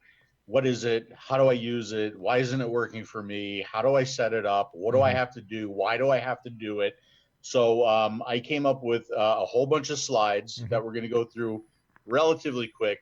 But I think there are some really, really good slides, and they're all going to be available for you on Taste Your Juice. As a matter of fact, either tonight or tomorrow, I'll republish the entire Smoker Show slide package, and it's grown since our first episode, but there's a lot of really, really good information in there too. And it's constantly evolving as well too. And I do want to mention that this is more of an introduction of what exactly temperature control is for you to understand. And then maybe in a future episode we can do some more, you know, on building and stuff like that with using temperature control as well too. But mostly today is kind of like an overview for you to understand the technology behind it and why it came into play and how it could be possibly used in the future as well too, right? Yeah. And, you know, when we go through these slides, it's going to be a little bit difficult for me to see everything that's going on the screen. I mean, this is not the ideal conditions for me to present this because I wanted to do it when I was back in Florida and I could have access to the slides and I could have access to a pointer, but Dimitri and I will go back and forth, you know, and if I need to go back to my face, I'll say, hey, Dimitri, put the camera back on me, but we'll do the best that we can with this. But because when I think of temperature control, this is exactly what I look like right here. I think this is actually me. I think that's my caricature. And you know, that was the very first slide on the very first episode of the Smoker Show. You know, we went through all the slides and we got the temperature control, and we put that because we thought it was the wrong topic for the very first Smoker Show. And you know, we knew we wanted to address it and talk about it, you know, on a future show, and this is that show. Yes, absolutely. So I'm just going to go ahead and just move because we got a lot of stuff here to go through. Yeah, so temperature control, what is it? It was introduced by 𝗀𝗲 Vapor in 2014, and it was a way to control the temperature of the coil for safety, consistency, and avoiding dry hits. The original coil material to use temperature control was nickel, so nickel 200. The first board to support temperature control was the 𝗀𝗲 DNA 40. And if we think about it, this is really the second time that 𝗀𝗲 has changed the vape scene. The first time was when they introduced the Darwin back in 2010, which is when the industry moved away from adjusting in volts to adjusting in watts. And if you want to know what the Darwin was capable of, it was capable of a incredible 12.7 watts maximum. I could still use that today. And in terms of trying temperature control, me and Phil were actually together in Las Vegas when we first saw this technology, and it was really, really interesting. Like our minds, how well they work together, right? It's like the first thing that came out of our mouths is like, wow, a smoker quite possibly will never experience the dreaded dry hit, right? The one thing that burns cotton and just turns off a lot of smokers. That was immediately the first thing that we said, remember? It's true. And I remember the first time I tried temperature control. This is exactly, we were in Vegas. We were walking from someplace to the show. And Brandon from 𝗀𝗲 came up to me and he goes, Phil, you have to try this. And he hands it to me. He goes, vape this. He goes, the cotton is completely dry. And I said, why would I want to vape that? He goes, no, just try it. The cotton's completely dry. And I'm like, all right, but I don't understand it. And that's how he introduced me to temperature control, because I could vape that dry cotton and nothing would burn, right? I mean, that never happened before. So should we go to slides? Yes, absolutely. Got you ready. Okay. All right, so how does it work? Temperature control works by measuring the change of resistance in the coil as the coil heats up. Okay, so that's why there's a couple important things to remember with temperature control. Number one, you have to start with a cool atomizer and a cool mod because it needs a baseline resistance. That's number one. Number two, that's why it's very important to select the wire that you're using, because the different wires that we use when it comes to temperature control, they increase in resistance in different ways. Okay, and we're going to see that as we go through the slides. Sure. I just want to take just one brief break here, not break, but just like a little intermission on this for people to understand. When you're vaping on a device, right? Let's say you take your average wattage, you take in your Chroma or your CoolFire, you got it set at 15 watts, and you start to vaping. You know, there's a little coil inside that actually does this great vaporizing where you get the vapor coming out and you inhale it and you get that same sensation feeling. That wire, though, if you continue to press the button, will continue to heat up and continue to heat up and continue to heat up. So think about temperature control basically being like you have in a car, a throttle, right? So if you rent a U-Haul truck, it has a throttle inside. Guess what? It's not going to let you go over 65 miles an hour for your safety and, of course, for that safety. So I think temperature control in those terms, and Phil, you're the expert, but correct me if I'm wrong, it's a throttle not to let that temperature get out of hand where it could potentially burn your cotton or get too hot and so forth and so forth. It is. And as we start going through these slides more and more, we're going to start to see that, okay? But in a nutshell, how temperature control works is, so the coil starts off at a certain resistance. It starts to heat up. The resistance of the coil increases, and it's based on that increase where the device assumes the temperature of the coil based on the increase of resistance as it heats up. So let's go back to the slides. Yes. So when I first tried, temperature control, this was in Vegas. We talked about this a little bit, and I said, wow, I said, this is going to change everything. I imagined a world where e-liquid companies would be able to tell you that this cherry vanilla e-liquid is best vaped at 432 degrees Fahrenheit. Mhm. That's what I imagined, right? Well, that's not exactly how things turned out. So let's go to the next slide. What do I think about it now? It's very difficult to use. It's very difficult to set up. There's a lot of inconsistent results over different devices and different atomizers. All devices do temperature control differently, and you can see that by the signals that I share in my reviews when I look at the scope and I do temperature control tests on devices. It can be accurate or extremely inaccurate, and it's really not for beginners, right? Now, Evolve's replay feature is a little bit different. That's not something that we're going to talk about in this episode, maybe in a future episode, but strictly temperature control, really not a technology for beginners, and certainly not beginner friendly and or intuitive. So, but why do I, even with all of that being said, why do I continue to use it? Why do I like it? Number one, if set up correctly and done properly, you do get an extremely consistent vape. You get a very fast ramp up, which we're going to talk about, without overshooting your target temperature.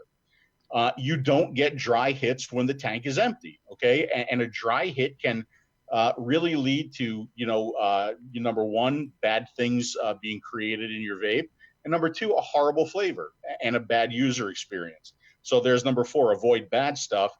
Now, number five is something that, not a lot of people talk about when it comes to temperature control, but one of the things that I can do with temperature control is I can vape a tank completely dry, including the cotton, right? So now if I put a different flavor in that tank, there's less flavor creep from the previous flavor. So that's something else that I use temperature control for. And again, if done correctly, you are going to increase your coil and your wick life. Just break down a little bit. By the way, I do appreciate everybody that's helping Peter in the chat as well too, and I have to concur with everybody. The new INNOKIN, and I have a little sexy whistle tip on mine, but the new INNOKIN T18, the Endura 2, you can find on myvaporstore.com, Peter. I think it's a really great, inexpensive starter kit. It works fantastic if you're smoking. You can pair it up with BLK from LUNAR ROVER. You can pair it up with the tobacco from Naked. There's a lot of liquids out there that will help you. 12 milligram, I think, in the Endura T18, or even 18 milligram if you're a heavy smoker, is a really good starter kit. But back to what you were saying. I tell you what, let's go one step further. Let's get Peter's information and let's get him out some liquid and a starter kit.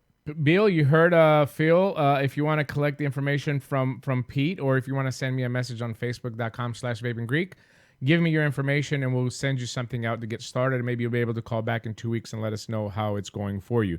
I do want to just take a brief pause on the dry hit, Phil. So it's something that I think a lot of smokers that try vaping complain about. And they think various things. They think, oh, vaping is not for me. Oh, I tried vaping, it was crap.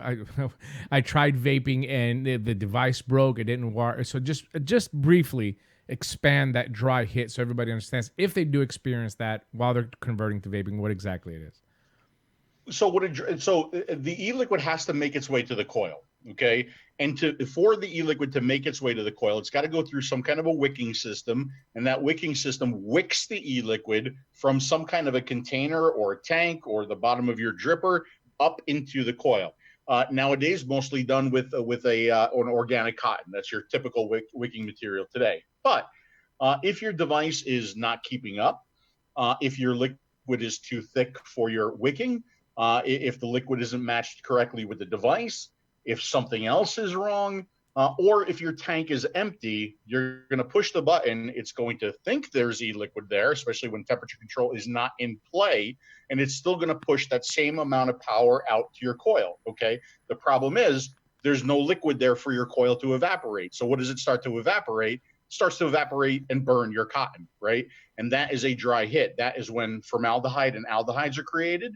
right? And that is when really horrid, bad tastes are created too, which again can make for a really poor user experience. And it's something that everybody when you're vaping will experience at some point, whether you're an advanced user or a new user. Even advanced users sometimes make that mistake and they don't look at the level of their tank and take that one dreaded bad hit. But don't let that discourage you. All right, bad stuff. Well, never mind beginning vapors. It still happens to me to this day, right? Maybe a device will come off of its wattage setting in my pocket. Maybe I'm not paying attention to my tank.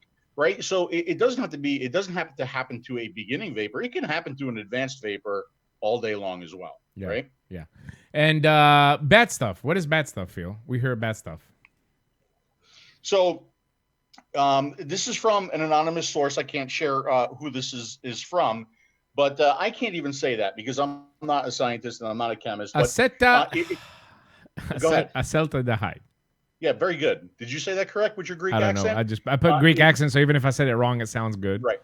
So it's a known human carcinogen, and it's the least bad of the big three. The data for formaldehyde and acrolein, maybe I said that correct, the second and worst thing in vape by far are even worse. So what you see in that graph is the bad stuff going up as the temperature increases, right? And it's a little bit frightening. Now, just like we always say, right? Unless you compare this to the bad stuff in a cigarette, don't be concerned, don't be alarmed, don't be nervous about that chart, right? Because I'm sure if we take a look at the bad stuff in a cigarette, it's still worse than what you're seeing in that chart. But that chart is designed to show you that as your temperature increases, the bad stuff that's being created is also increasing. Okay, so temperature control is a way that, because I mean, there's so many different ways to vape, and you can choose to vape as safely or as not safely as possible. All still better than cigarettes, right?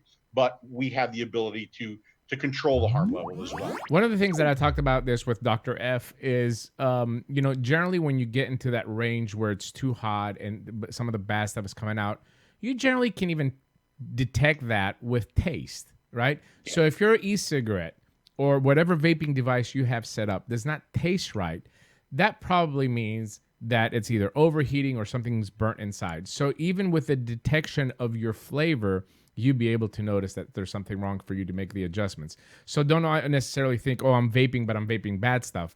Your taste buds will be able to tell that as well too. Right. All right, moving along. Ramp up. Okay. Next up. So fast ramp up. What are we talking about there with fast ramp up? Why does temperature control work better with ramp up? So we can see here that I have my device set for some wattage, and it takes a certain amount of time for the temperature of the coil to come up to my target temperature. So if you look at the blue line there, that's the coil heat up, and the red dotted line is going to be the target temperature. So how do I get my device to respond faster? Well, one of the ways I can do is increase the wattage. So let's go to the next slide.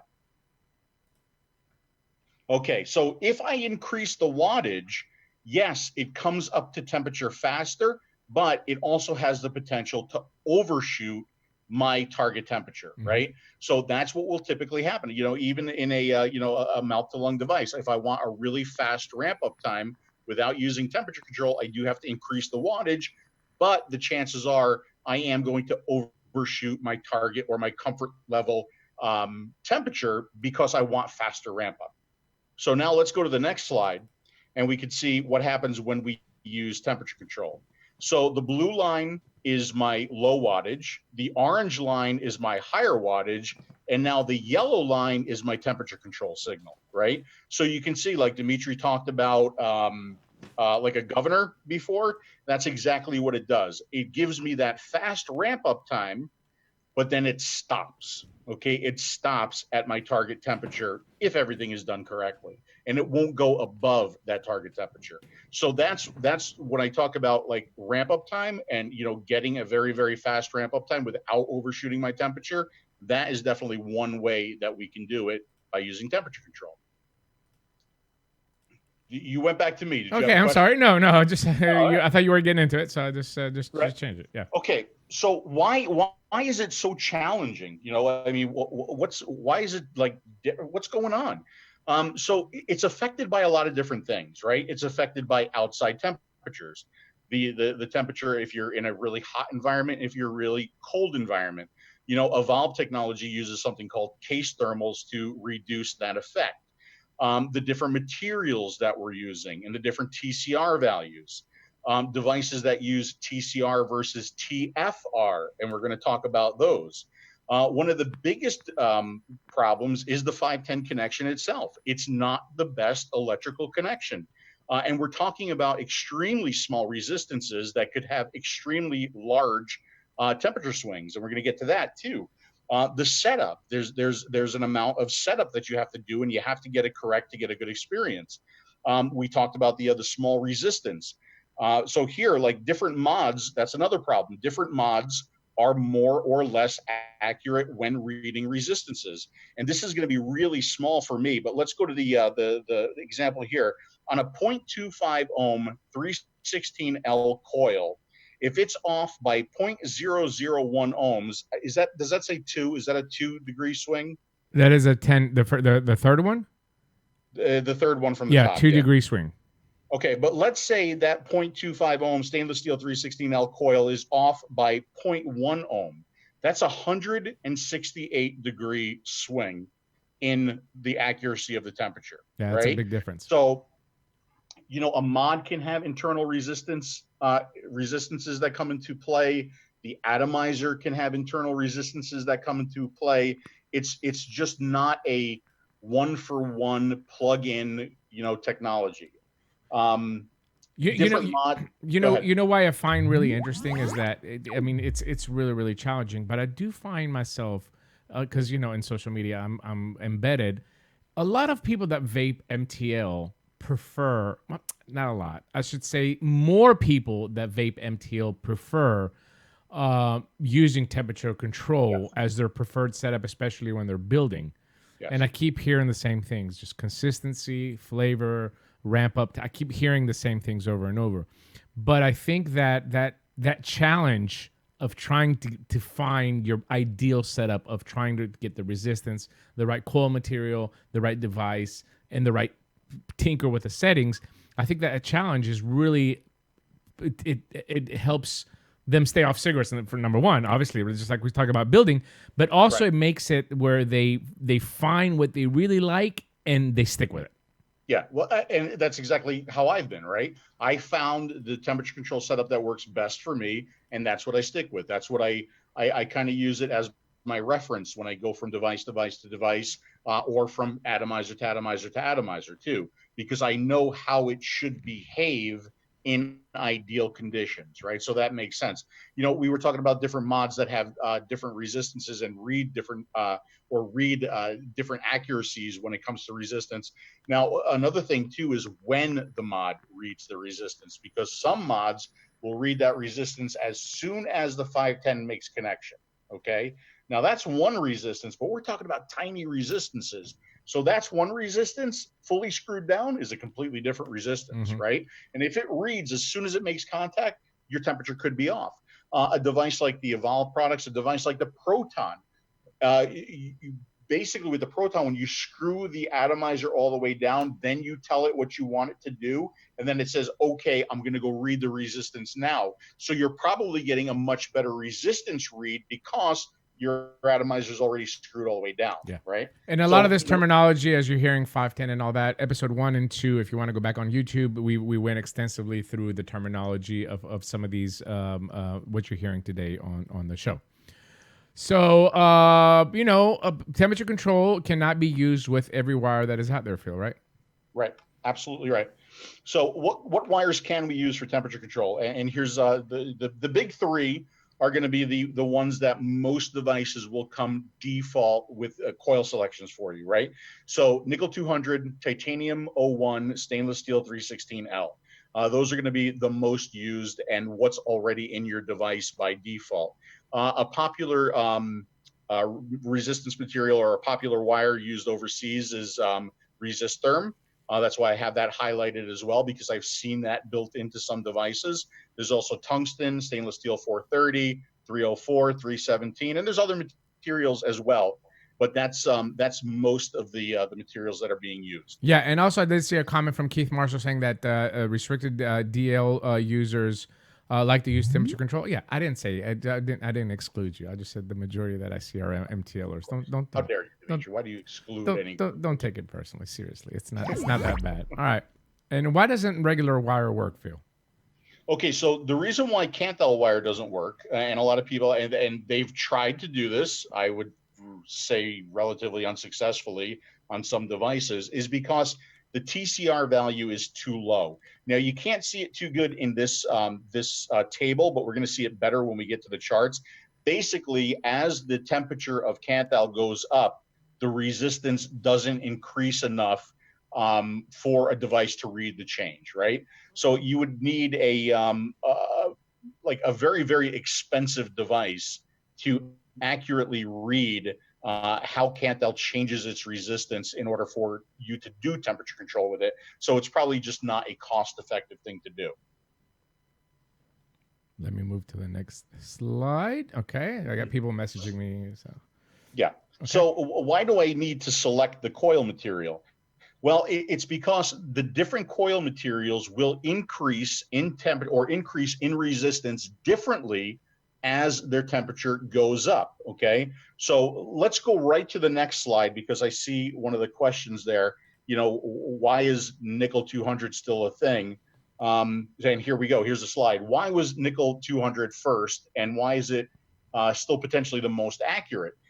The reason why it was first is because it has the highest TCR value. It has the highest temperature coefficient of resistance, which means its resistance increases the most as it heats up, right? So you have potentially the most accuracy there because you're measuring the largest delta, if you will, between the starting resistance and the ending resistance as it's heating up. So that's one of the reasons why it was the first one, but not a lot of people adopted it. It's not adopted by the community due to nickel sensitivity and concerns over exposure. So I don't know why it's still being used out there. I would think that, you know, this day and age, we should probably just move away from nickel and potentially even titanium and just go with stainless steel because the devices are good enough to do temperature control with stainless steel.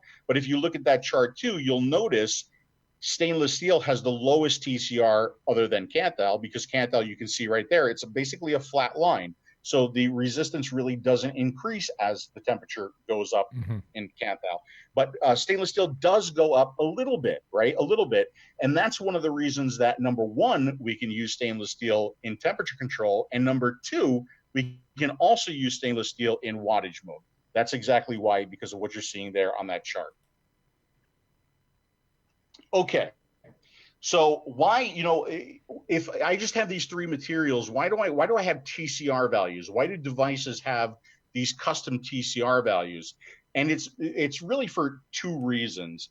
The first reason and the main reason is, well, let's say my device comes default for nickel 200, for titanium 01, and for stainless steel 316L. But I want to use something different. I want to use stainless steel 430, right?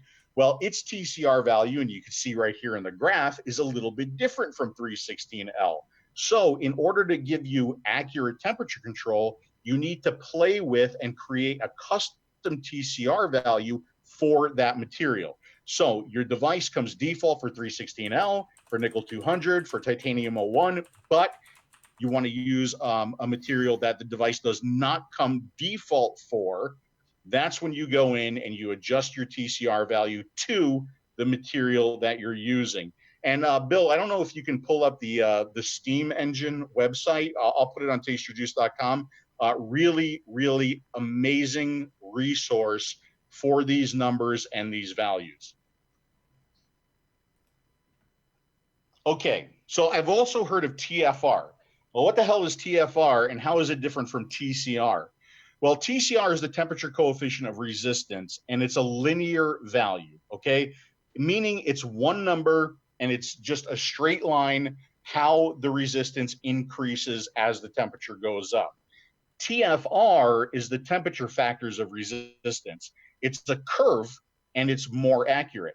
So if we look at evolved DNA devices, they don't use TCR, they use TFR, okay? So they use multiple values. And if we look at that line, that's the same exact material, okay? So that's nickel 200, but you can see the red line is the TCR value, and it's a linear value, how it goes up, how it rises. But the more accurate value is the TFR value, and that's the blue line. And you'll notice it kind of goes pretty close along the red line, but there are differences, right? So to get a more accurate temperature control consistency or a more accurate temperature, TFR is what you want to use. There are a few devices that use TFR. Evolve is definitely one of them. By the way, I do want to mention that there's still a lot of equipment. There's still a lot of tanks out there. There's still a lot of starter kits, as they call them, that come with temperature control coils, nickel coils, and various other stuff. And I think it's important for at least people, even vapers that might be watching this, to understand the difference between the two. And this is one of the reasons why it might sound like it's a little bit Greek to you at this point, but it's a really good resource for you to go back if you want to learn more about it, but also to understand the differences between the two. I can't tell you how many times I've gotten a message just in the past month from friends or people that have bought the Chroma kit with a Zenith that does not come with any temperature control coils, and we did that on purpose. We wanted people to discover vaping first, and then eventually, if they want to move on, we'll have stainless steel Zenith coils available next year, and so forth and so forth. But people that pick up and they say, "Oh, this is I'll put it, I'm vaping at 300 degrees." Well, you can't do that. So I think that it's important for people to understand why they buy a device and it actually does have that temperature control on that screen, and understand why we're going through this episode tonight. Not only that, but it's important to know what a device will do if you put it in temperature control and don't use a temperature control coil, okay? Some devices, like an Evolve board, will say, that's not a temperature control coil, I'm going to drop out of temperature control. But that's not how most devices do, or what most devices do. What most devices are going to do, if you have it set for temperature control, but you're not using the temperature control coil, at that point, what is the device's goal? The device's goal is to increase the resistance to get you to the temperature that it thinks it needs to be at, right? So what is it going to do? It's going to push power at that coil. It's going to push more power at that coil. It's going to push even more power at that coil. But the problem is the resistance isn't going to change. Yeah. Right? So what you're going to wind up with is, chances are, if you are using temperature control with a non-temperature control coil, you're going to wind up with a burnt coil. All right. Couple of shout outs here. Arizona Advocate, one day 312. Thanks to you and many other YouTube reviewers. Congratulations, Arizona Advocate. Simon G, he's called back in the show a few weeks ago. Hi, guys. Just wanting to let you know my brother-in-law has now been smoke-free for 7 days thanks to a Chroma Zenith. He quit on his 50th birthday with kit and encouragement from me. Love to you both, and much love to you, Simon, and congratulations to your brother. Make sure that you keep it up. All right, moving along. Okay. So here's another question that I get all the time, and there's a lot of confusion with this one. Why do I need to set a wattage when I'm in temperature control? I mean, I just should need to set a temperature. And, this is something that Evolve kind of started, and not something that I know necessarily agree with, but I can see the purpose of this, okay? So the temperature is going to set the target temperature of the coil. That's it. But we still need to apply power to get to and maintain that temperature as things work against the coil's temperature. So what works against the coil's temperature? There's three main things. There's air. So as you take your drag, or as you do a direct lung or whatever, the air is going to try to cool the coil. So we need to add power to maintain the temperature. The other thing, liquid. Liquid is going to try to cool the temperature of the coil. So we need to apply power to combat that. And then the thermal mass of the coil. These are some, pretty big, scary words, but, think of a more complex or a direct lung or a larger coil with thicker wire having more thermal mass than a very small, simple, spaced mouth to lung coil, less thermal mass. Okay. So we need to apply power to the coil to maintain the temperature as those things work against the temperature and they try to cool the coil. That's why a mouth-to-lung setup is going to require a lower wattage, okay, or less power, as they generally have lower thermal mass coils. They have less air cooling the coil because you don't, take as much air in like when you do direct lung, and they use less e-liquid. We all know that a sub-ohm tank is going to use more e-liquid per puff, right? So that is why a direct lung setup is going to require a higher wattage, more power, as they generally have larger mass coils, have more airflow cooling the coil, and use more e-liquid. I can tell you for my mouth-to-lung setups, I generally set my wattage in temperature control around 25 to 30 watts. And, everything that involves vaping is basically an electrical. It has some kind of an electrical equation behind it. All right, this is a piece of technology. This is not tobacco. This is not just paper and leaves that we're burning. So there is, you say, well, this sounds like it's, really an advanced calculus course that you're taking in college. But really, it is. There is a lot of, the person that came up with this technology, and we can only credit Han Link, which created the patent for the electronic cigarette back in 2003. Even though people were talking about it as early as the 50s and the 60s, there's some drawings and some attempted patents at vaporizing at the time.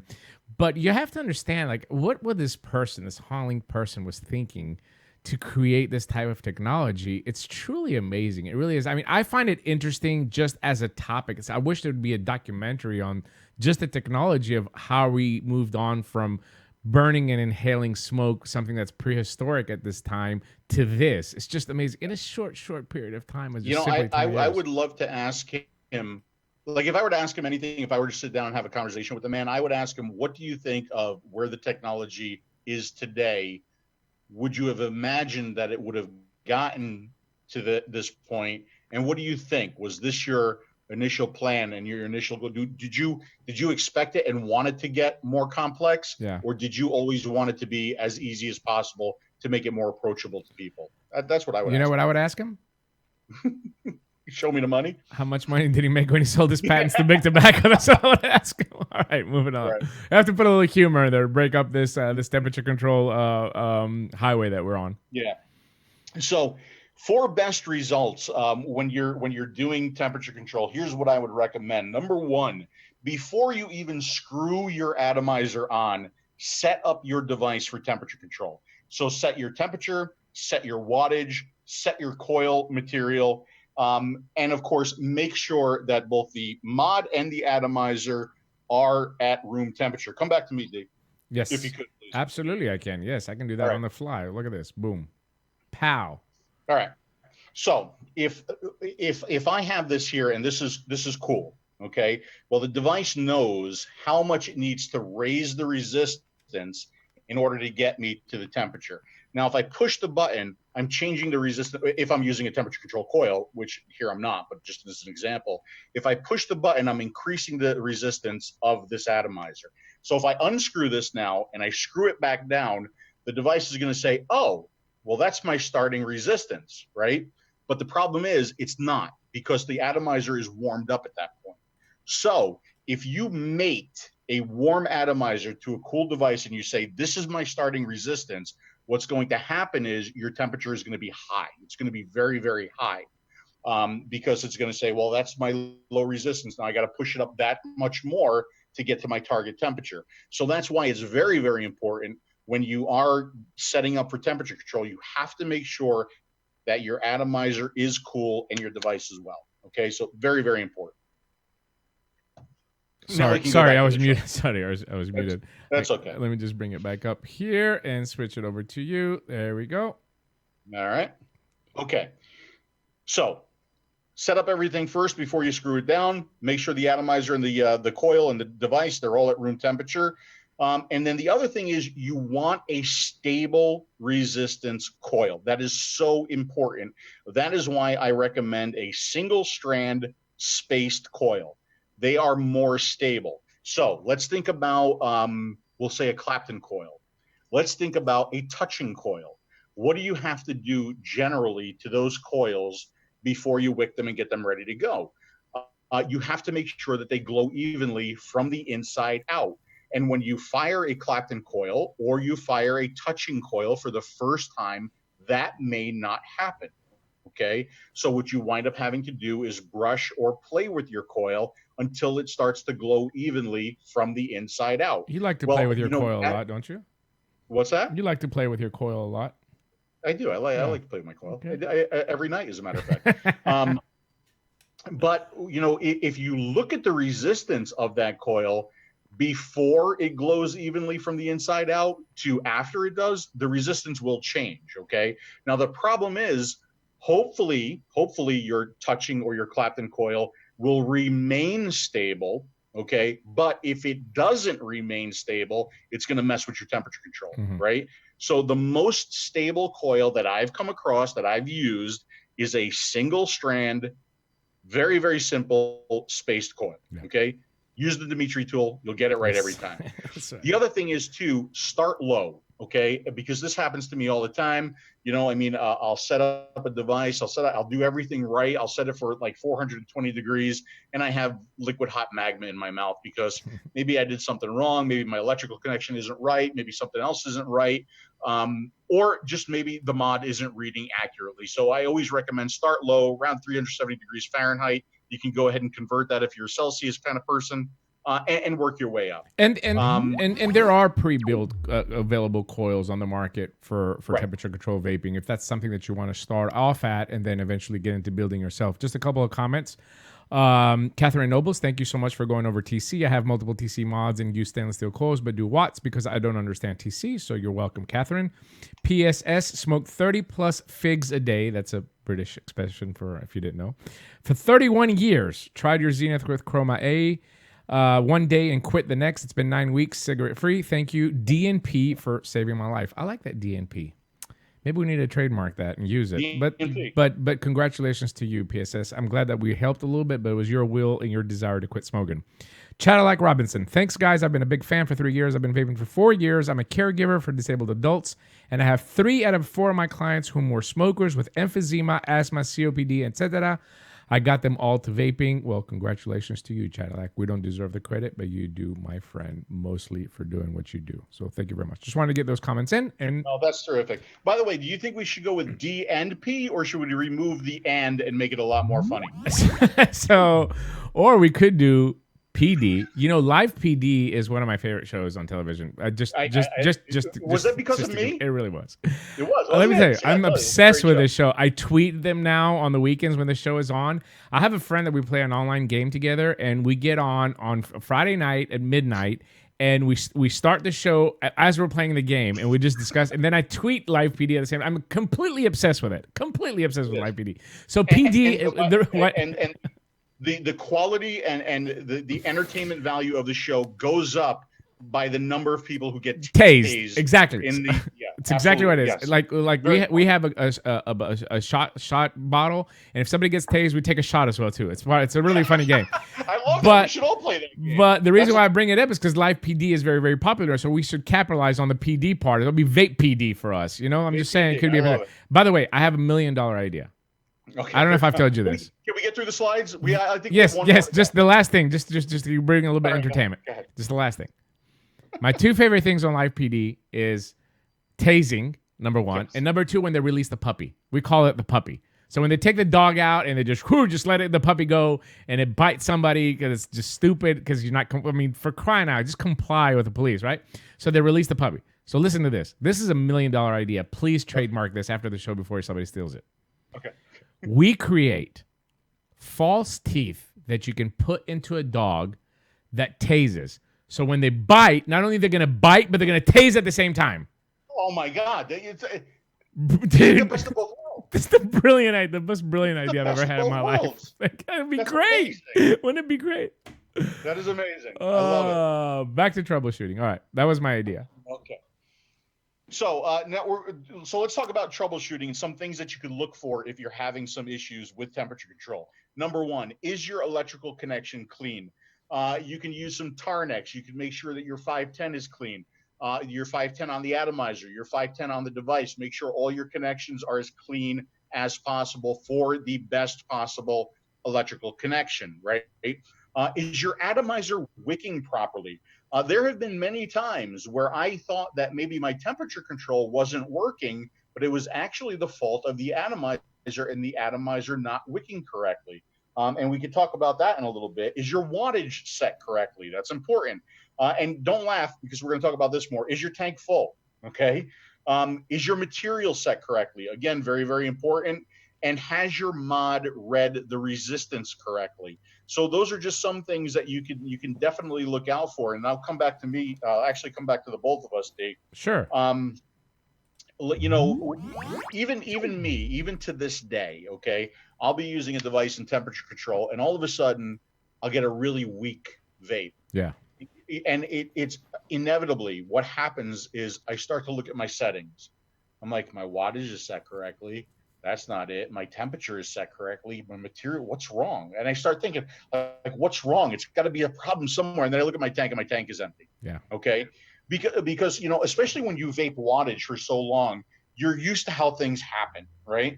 But if you're vaping in temperature control and all of a sudden your power is backing off, you have to think about different things now. Yeah. It's not because potentially because your batteries are weak, or because your mod is going dead, or because your settings are wrong. It could be because you're wicking not enough e-liquid, right? The atomizer isn't keeping up. So what does the device do? It backs off the power because it's not e-liquid with the coil. The other thing too is your tank empty? Because if your tank is empty, the device is automatically going to back off the power. So, you know, like all of a sudden you'll get this anemic vape and you'll be in wattage mode and you'll be thinking, my batteries are dying, my wattage isn't right, your mod isn't right. But no, you have to think a little bit differently, because now you have to think about e-liquid and how your device is going to perform and behave as the e-liquid runs out. Yeah. Okay. And by the way, that's one of the things. And you know, I'm not discouraging anyone from trying temperature control by far. That's why we're doing the episode. And there's a lot of people that enjoy it, and maybe you'll enjoy it as well too. But for me, I mean, I'm very old school. I'm set my ways at 15 watts, 1 ohm. I know exactly how to vape, and I just know, just like Phil's brother John, I know exactly how I like my vape. But one of the very frustrating things for me, and with that picture with the hair out, is like when I pick up the device and the temperature control, and I'm so used to picking up, boom, I'm getting, you know, exactly. And then when that happens, when I get that anemic vape, or I get, you know, I feel the temperature while vaping change, you know, the temperature of the vapor actually in your mouth, you can actually tell. It's so frustrating to me. And I get frustrated. And that's one of the things in temperature control that really bugs me. Right. And we could talk about that in a little bit. Let's go to one more slide. Oh, yeah. Let's finish these slides up. We've got, obviously, recommended boards, right? So, if you are looking for best in class temperature control, what do I recommend? Of course, there are a lot of devices out there, don't get me wrong, that do very good temperature control. But if you're looking for best in class, 𝗃𝗏, obviously, they are the pros at temperature control. They created temperature control. But the other board that I ran into that does very, very good temperature control, smooth, elegant, just the way it does things in the signal, is the 𝘃𝗽𝗽𝗿 board. Fantastic job with temperature control. So let's go back to us now. You got one more slide on this. Do you want to go through this? Do? Yeah. No, that's from. Oh, okay.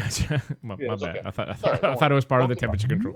Don't give up. By the way, I do have to commend you, Phil. The slide. I mean, it's a constantly evolving project, so keep that in mind when you're watching. But when you go and taste your juice, this set that we have as it stands right now is just it's so well done. So congratulations! I know you've put a lot of work into it. Oh, thanks, buddy. Thanks. And right after this episode with temperature control, I just want to sorry, hang myself. I'm just kidding. Thanks. I knew I wasn't going to get just a compliment from you. I knew there was no way possible that I could just get that. But you know, like one of the things that Dimitri just talked about, like how sometimes you'll feel the temperature change as you're vaping. That is something that you get from different devices depending on how they do temperature control. And any of you who have watched reviews that I do, I've come across choppy temperature control. I've come across wavy temperature control. I've come across spiky temperature control. So, you know, every device does it differently. You would think that 420 degrees is the same on this device, and it's going to feel the same, and it's going to feel the same, and it absolutely Never does once. not. Never, okay? never once have I experienced that. Right. And that's one of the things. That's why sometimes with wattage, it's a little bit easier because devices tend to be very, very accurate when it comes to wattage. So 15 watts does feel like 15 watts across multiple devices. That is not the same with temperature control. It all depends on what that temperature control signal looks like, how it behaves, how fast it works, how it does things. So a lot of devices out there, they all try to do temperature control. Some do it really well, some not so much, but the experience does tend to be different depending on what device you're using. Another device that I get really good temperature control from is the Proton. I really like the Proton and the way it does it. What I especially like about the Proton, like the Evolve boards, is that it doesn't read that resistance until the atomizer is screwed down completely and you tell it what material you're using. Then you'll notice it says calibrating. Well, what calibrating means is that, okay, now I'm going to go read the resistance. Let me tell you something. I thought there would come a time, and I thought that ProVape was going to be the first ones to do it. And when they released their version of temperature control, I thought that they were going to be the ones to do it. I thought they were going to be the ones to, you take any atomizer that has a temperature control coil, you screw it down and you say temperature control. And the device says, okay, give me a second. Let me go figure out what I've got up there. All right, now I know, and I've done all the settings for you. Go ahead and enjoy your temperature control vape. But that, I mean, we really haven't seen that at least implemented very, very well. It would make my life easier. In the device. And as a matter of fact, ProVape made temperature control 10 times more complicated than I ever thought it would be. And I was very, very surprised at them. By the way, the phone lines are open, 215-383-5752. Press 1 when you hear the British lady speaking. If you have any questions or comments or anything that you want to talk about, just if you want to just call and have some fun, or if you want to talk about tasing dogs, which I think is a brilliant idea. Taser dog, trademark that really quick, please, before somebody takes it. I saw that in the chat. Taser dog, that's a really Taser Jaws. I'm sorry, Taser Jaws. That's a really good name for it, by the way. But yeah, call in. Here's a couple of questions that I can bring up. Well, I can answer this one. When will temperature control will be available for the Zenith? The coils are ready. We just want to release them with a new tank that's going to come out in 2019. So we just don't want to confuse the market. We want the Zenith to kind of become the starter kit thing of this year. But we have the coils ready. They're ready to go. I'm assuming in the first quarter of 2019, you're going to see the temperature controls coils for the Zenith, the Z coils as we call them at this point. All right, a couple of questions for you, Phil. What's a safe max temperature? Well, I mean, you go and look at that chart. I mean, really go and look at that graph, and you'll see how the bad things start to go up, and they go up rapidly. As you get into higher temperatures. I don't like to be anything higher than 450 degrees. I feel like if I have to be higher than 450 degrees, there's something going on with my atomizer, something going on with my mod. And that's where I like to be. Now, if I'm at 450 degrees and I feel like it's too cool a vape, again, now I got to start troubleshooting and figuring out, what's wrong. What did I do wrong? What is the mod doing wrong? What is the Addy doing wrong? So, when it comes to troubleshooting, when we talk about temperature control, there is more troubleshooting by far than by just vaping wattage on a simple coil. Also, I've talked to Dr. F about this as well, too. He has mentioned that above 550 degrees, you start developing some of that bad stuff. It's kind of like a threshold. But he also has reiterated to me that once you start hitting those type of temperatures in today's equipment, you should notice, meaning that the taste, the vapor that you're getting in is not going to be enjoyable. So you're going to notice even just by feel, as I like to call it, because I'm a feel reviewer, meaning just by my vaping, I can tell if something's good or bad, versus feel that can actually put it on a machine and tell you exactly when it's bad. So I think that without being doctors or giving you any scientific advice, I think that 550 degree mark that Dr. F has given me, I think that's a pretty safe bet, and I trust his word. Which, by the way, I talked to him yesterday, and he really wanted to join us today, but he is traveling to Spain, but he's looking forward for the next episode. So here's another question: is there a mesh temperature control option? Okay. The best answer is I have no experience with mesh and temperature control. All right. That's the best answer that I could give. However, if there is a mesh that uses one of the temperature control materials, like a stainless steel mesh, you might have to play around with TCR values, but you should be able to get it to work because it should still increase in temperature, much like a regular coil. Temperature control gets a lot more complicated when you start dealing with things like, coils of multiple or different material wires that are stranded together and things like that. That's why I don't experiment there. I don't claim to be the expert there. I know what I know based on a very, very simple single core space coil. Yeah, and I think that, a mesh, I can't see why it would not work. If the surface area is stable, your numbers are stable, absolutely, I think it should be able to work. And here's another question. Well, not really a question, but a little comment that I want to expand on. I think I prefer MTL, but love the flavor of a 𝗀𝗵 tank. There's nothing wrong to use both. Absolutely nothing. It's dual use. Again, if you want to have a setup for MTL for you to get that cigarette-like feel or get more nicotine, and then I do that, and Phil hates it sometimes too, because he calls me Darth Vapor. Always said, but right before we started the show. But I really like this flavor, but I don't like it in MTL. It's just like Phil said, there's some flavors that are really good in MTL that you try to put them in a 𝗀𝗵 tank and they don't work, and vice versa. There's a lot of good flavors in 𝗀𝗵. You try to put them in MTL, they don't work.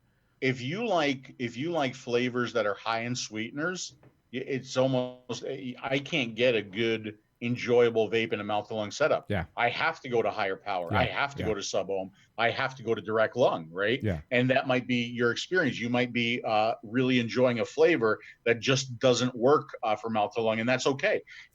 We talk about dual use. I don't care if you're a quad use, right? Yeah. I don't care if you have your mouth to lung setup, your direct lung setup, your restricted direct lung setup, and your favorite pod with a nicotine, right? Fantastic. As long as a cigarette is not part of that equation, I'm a happy guy. And you should be a happy vapor too. Yeah. Also for me, because, I work from home, and, I have conferences and clients, and we do a lot of late night stuff, with China and all that. I sit at my desk a lot. So sometimes I'll just pick up the 𝗀𝗵 because it's good to just keep me occupied in the desk as well too. So I'll just put like a 3 milligram. I'm actually 𝗀𝗵 6 milligram, believe it or not. But I'll just pick it up and just take a couple of puffs. It's enjoyable. It's fun. I like that flavor, and it just does not match in an MTL setup. So don't feel that you have to do one or the other. You can do two. You can do a pod, a MTL, and a 𝗀𝗵. How about that? Do the trifecta if you want. But whatever you're gonna do, just stay away from cigarettes. Question: you work with the Aegis Legend a lot, Phil. I know you like that mod. Is there a way to switch from Celsius to Fahrenheit? I think there is. Of course I just don't know if you. Absolutely, without a doubt, there is. Yeah. Now, how you do it? Yeah. I don't have a battery in mind to actually do it right now to try it. But I'm in New Jersey right now. Otherwise, I would go to my my desk. I would grab it and I would show you how to do it. Yeah. But unfortunately, I'm not here, and I look at 2 devices a week, so it's hard to keep in mind. Yeah. The user interface for every one of the devices. But yes, there's absolutely a way to do it. I think that the formulations, and I think that's right. There's a very good comment in the chat about the liquids, and some, a favorite pod flavor is not going to be the same in a 𝗀𝗵 setup. Yeah, because the formulations for higher nicotine just don't work the same. Prime example is BLK, the BLK from LUNAR ROVER, that I have here in the EQ. It's a great MTL 12 milligram tobacco for these type of, for the Zenith, for the EQ. It's a great tobacco. It's not meant to be vaped at a very high wattage in a 𝗀𝗵 type setup, right? So you need that restricted. You need to, it's a really authentic tobacco flavor, and it's really good in that setup. It's perfect. But to put it in a 3 milligram and hit it with 80 watts, you're just not going to get that same enjoyment. Right. And vice versa. I have, a very good sweet bakery flavor that if I put it in the EQ, it's just basically like I'm vaping air. I'm not going to be able to get that flavor. So yeah, that's a very good comment. It's something that everybody should be able to pass that information for a smoker or if somebody else that's asking that same question. Yeah. Interesting enough. Yeah. Lancelot just said that the Aegis rounds FTC. Most devices will do that. Okay. Yeah. They will round robin from Fahrenheit to Celsius back and forth. Okay, so I can't verify that that's how the Aegis works. Lancelot appears to think that is the way it works.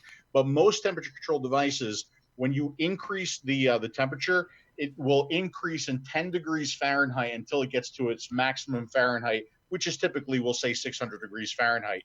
If you click up one more time, it will round robin into Celsius to the lowest Celsius. So it goes lowest Celsius to highest Celsius, one click up, lowest Fahrenheit to highest Fahrenheit, one click up, lowest Celsius to highest Celsius, and it works the exact way in reverse too. That's how most of them do it. There are some exceptions though. Yes, absolutely. By the way, if you just for fun, I want to show you something here really quick. Let me just. Hi, I'm Matt. Let me just. I just want to play a couple videos for you guys here. This is a very good friend of ours. This is Matt Bradley from the famous now television show called Deadliest Catch. If you don't watch it, go and watch it. But one of the fishermen on that show actually owns a few vape shops called 𝘀𝗽𝗲 in Seattle, Washington, and he's an avid vapor himself. So here he is talking about flavors. Hi, I'm Matt Bradley from the TV show Deadliest Catch. I smoked for a little over 25 years. I've been vaping for about 7 years now. I co-own 3 vapor stores and an e-liquid line. I quit smoking using adult flavored e-liquids. Thank you. Isn't that cool? That's really cool. I mean, that's really cool. If you got Matt Bradley telling you that you should quit smoking, by golly, and this guy is out in the sea, you know, that's cigarettes to them is like their companion. If he can do it, anybody can do it as well too. But it's not only about famous stars. We do have just regular people that have quit smoking, and I have another video here for you guys. You're good. Here it comes. You can go ahead. Oh, hi, I'm Ron Copeland. I'm 72 years old. I smoked for 50 years.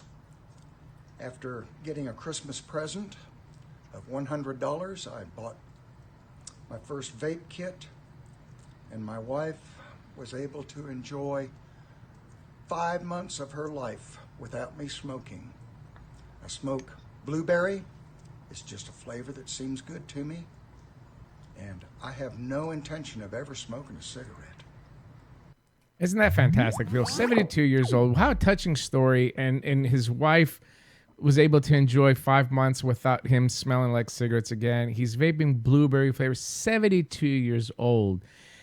You're going to say why I'm showing you this. I'm showing you because this is real world people, folks. This is real people that vaping has changed their lives. And for you watching the Smoker Show, I think it's important for you to understand that this is something very, very special. Well, maybe just play one more. Just got one more for you guys here. And my name is Freddie Daniels. I'm 38 years old. I've vaped for basically 7 years. I smoked cigarettes prior to that for probably about 12 years. And the flavor I use is vanilla tobacco.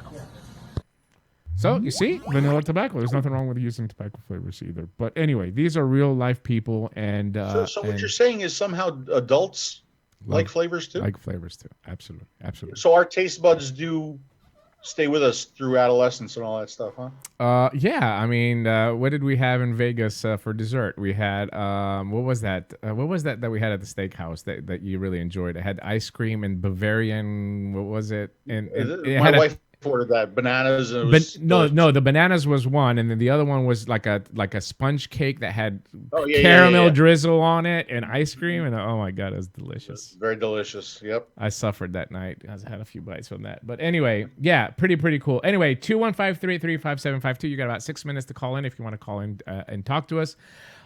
Just a couple more comments. Has anyone made the comment that temperature control for them has been less saturated, less flavor? That's been mine, but I also have not have given it 100%. I will tell you, like me, my friend, you probably did not give it 100% because yes, I've experienced that. Absolutely, I have, and I get frustrated as well too. And I hope. I mean, I learned. Just today, I learned more about temperature control listening to Phil, expanding on this in a little bit more detail. But if it is something that you want to dabble in, it's really good to understand what you could possibly be doing wrong and what you could possibly not be doing wrong. For me, yes, I've experienced it, and I've been vaping for 10 years. So you're not by yourself. Don't give up. If you want to try it, keep dabbling with it, keep learning, and try it out. But yeah, it's something that could possibly happen, Phil. Hey, I have a question. Yeah. First of all, I really enjoyed those testimonials. And by the way, Matt Bradley has led a very interesting life, and he has polluted his body in multiple different ways. Absolutely, yes. He is recovering as well, too. It's 12 years, I think, now. Right. It's so good to see him where he is today compared to the road that he was on, because he would probably not be with us anymore.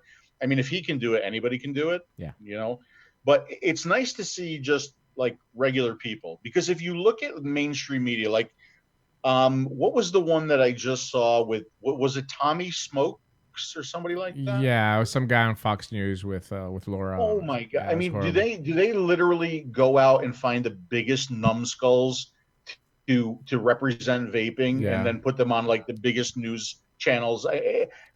That's what we look like, and I hate it. I hate it. I hate that every time we seem to show up on mainstream media, it's just with a complete tool. Yeah. Yeah, I understand. It's really unfortunate. One of the things that I'm doing here in Tennessee is I've started this campaign of real world people and creating these short 1-minute videos, try to get them out there for people to see that it's not just kids using the flavors. But I think it's very important that we continue that. I think that everybody that can put a testimonial out there, whether you're 18 or whether you're 72, like this gentleman here. By the way, just a little programming note, December the 4th, we're going to have Choo-Choo Granny here, 75 years old, 75-year-old vapor. She smoked for 55 years, Phil, 55 years, and she's local to me here in Chattanooga, so I've invited her to come here on the Smoker Show for her to give you the testimony, but also for smokers to see it's never too late to quit smoking and improve your health. You know, every minute that you quit smoking is beneficial to your health. Okay, let me pull a couple more comments from the chat. Yeah, absolutely. And Charlie, I definitely agree with the term ass hat. I was thinking douche noodle would work really well too. And I'll be honest with you, I was surprised to see that from Fox, knowing that what's his name is a pretty big supporter of vaping. What's that guy's name? Gutfield was, but he's not getting any money from the industry anymore, so he doesn't. I mean, that's a story that I would have expected to see more on CNN, but I mean, don't make it political, Phil. They hate vaping just as much. All right. Yeah. Thanks, Bill. Aries looks great, and so does the profile. MTL versus DTL, maybe both. It is an MTL atomizer. Aries is an MTL RTA atomizer. It's a little bit looser, if you want to call it that. I don't think so. I think that it's just perfect, but it is definitely an MTL atomizer. I think if you open all 4 holes, you can do a little restricted direct lung, but it's not designed to be that. It's definitely designed to be an MTL RTA. Just very, very easy to build. That's why we built the Aries, for people to learn how to build. I'm mouth-lunging my Aries right now and very much enjoying it. Yes, and we try to make it as easy as possible. DIY, raspberry creme, blueberry cream, caramel apple, and peaches and cream. All those sound delicious, Catherine. Very good. Fantastic. Okay, I think I've covered. I don't think I see any more questions on here. I'm sure Bill would have sent them to. 𝗃𝗽𝗲𝗍 e-liquid would be awesome. We tried one in Greece, Peter. We tried one in Greece. There's a company called Flavorist that made a 𝗃𝗽𝗲𝗍. I feel actually got to try it live at the show, and he really, really enjoyed it, which is the Greek custard with the honey drizzle on top. Yeah, that was really very fantastic. It was really, really good.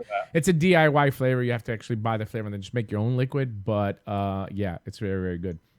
I'm 63-ish, and Pete Busardo helped save my ass. That's from Ed, of course, Ed West out there in California.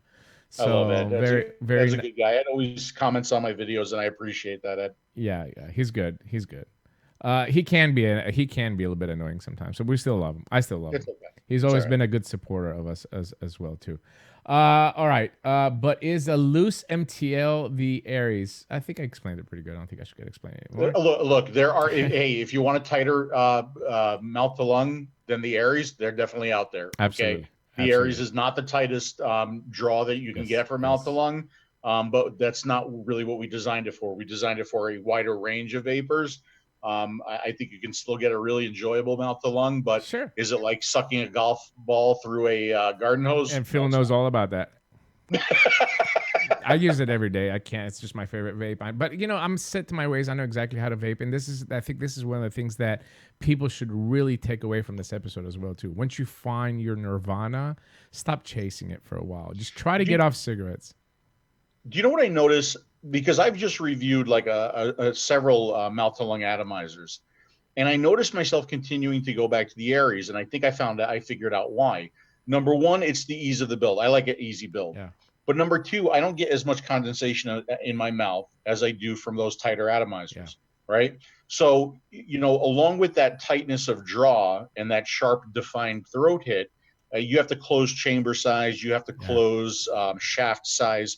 You have to make everything small and tight. Yeah. And what that does is potentially it leads to more condensation in your mouth because you have a smaller pathway and you have more air velocity going through that pathway, which could suck condensation up into your mouth. Yeah. And that's not something that I get from the Aries. And condensation in my mouth is not something that I'm a huge fan of. No. And I think that's one of the reasons why I keep going back to the Aries. I agree. And there's a lot of atomizers. Don't think that we're making this into an Aries episode. The Berserker, No, the Siren, no.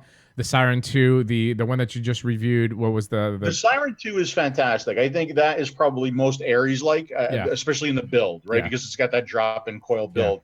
But I just looked at the Berserker MTL RTA version 1.5, excellent atomizer. I looked at the True atomizer from EH Pro, excellent atomizer. Yeah. You know what? Look, we have an atomizer out there, a mouth-to-lung rebuildable atomizer.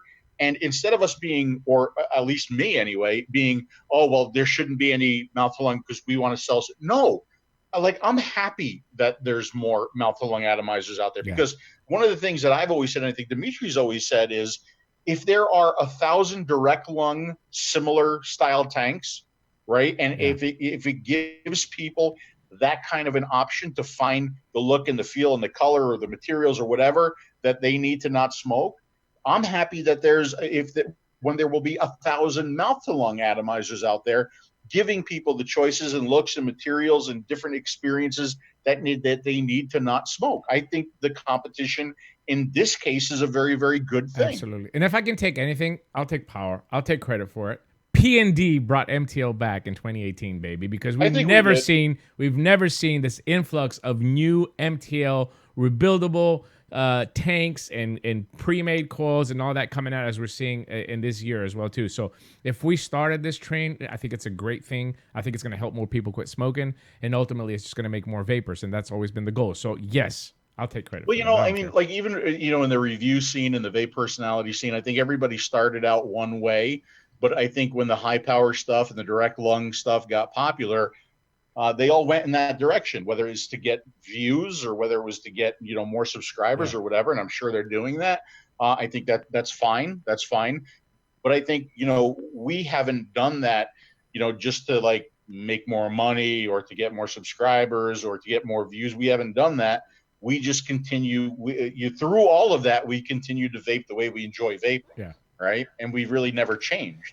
By the way, I do want to say that when we saw Michael in Paris, Michael that does the tricks on Michael Lee that does the tricks on Instagram, he did teach you how to do a trick. Can you please demonstrate now the technique that you learned from Michael in the tricks scene? I'd really like to see what really came out of that lesson.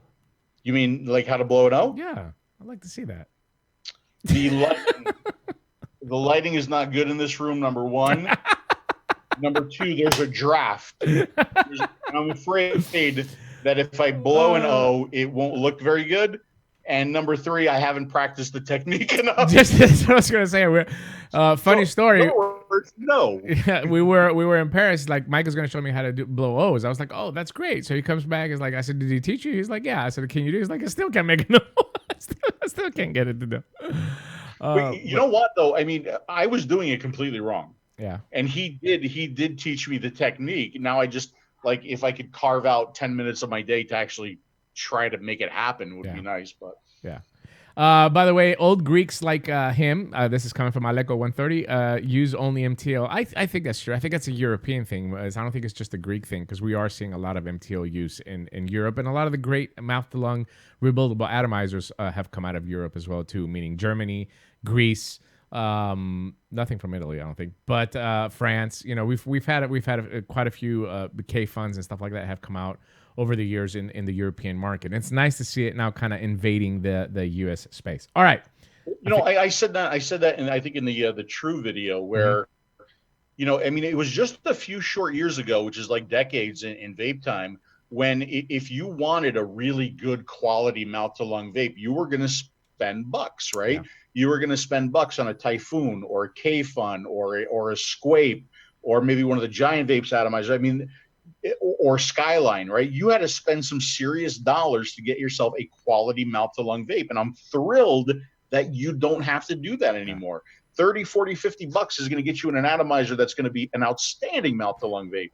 Now, it's a great time to be a vapor. So spread the word to the smokers. Bring them to the Smoker Show, and yeah, it's a fantastic, fantastic time to be a vapor. All right, we've said it all, Phil, and we've covered already 2 hours. Believe it or not, 2 hours. And I'm making a lot of noise now. Like my parents go to bed at like 6 o'clock. Your at night. dad is going to come down with his fucking flip flop right on the head like he used to do when you were young. Been cranky. He's up. He's raiding the kitchen. He comes up. He raids the kitchen like 4 or 5 times a night. Mom's probably sound asleep upstairs. Well, maybe not. I'm kind of loud. Huh? Ma, you awake?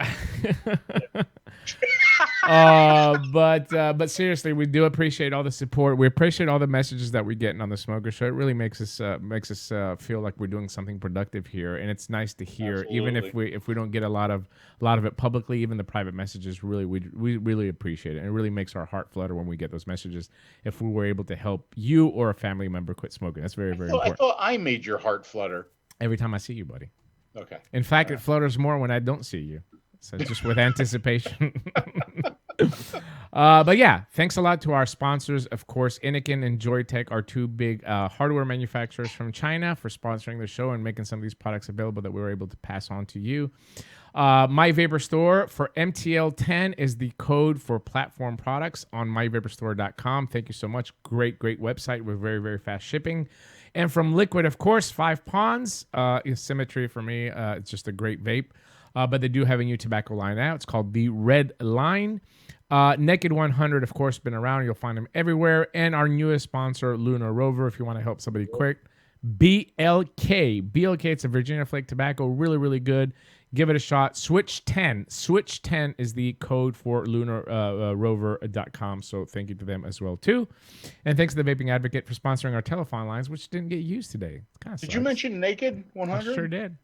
I must have missed. You weren't paying attention. You were looking at my beautiful face and kind of threw you off as well, too. Here's Mom. Mom's going to say good night to everybody, Mom. Good night, Mom. Good night. Love you and miss you. All right, get in the kitchen and cook something.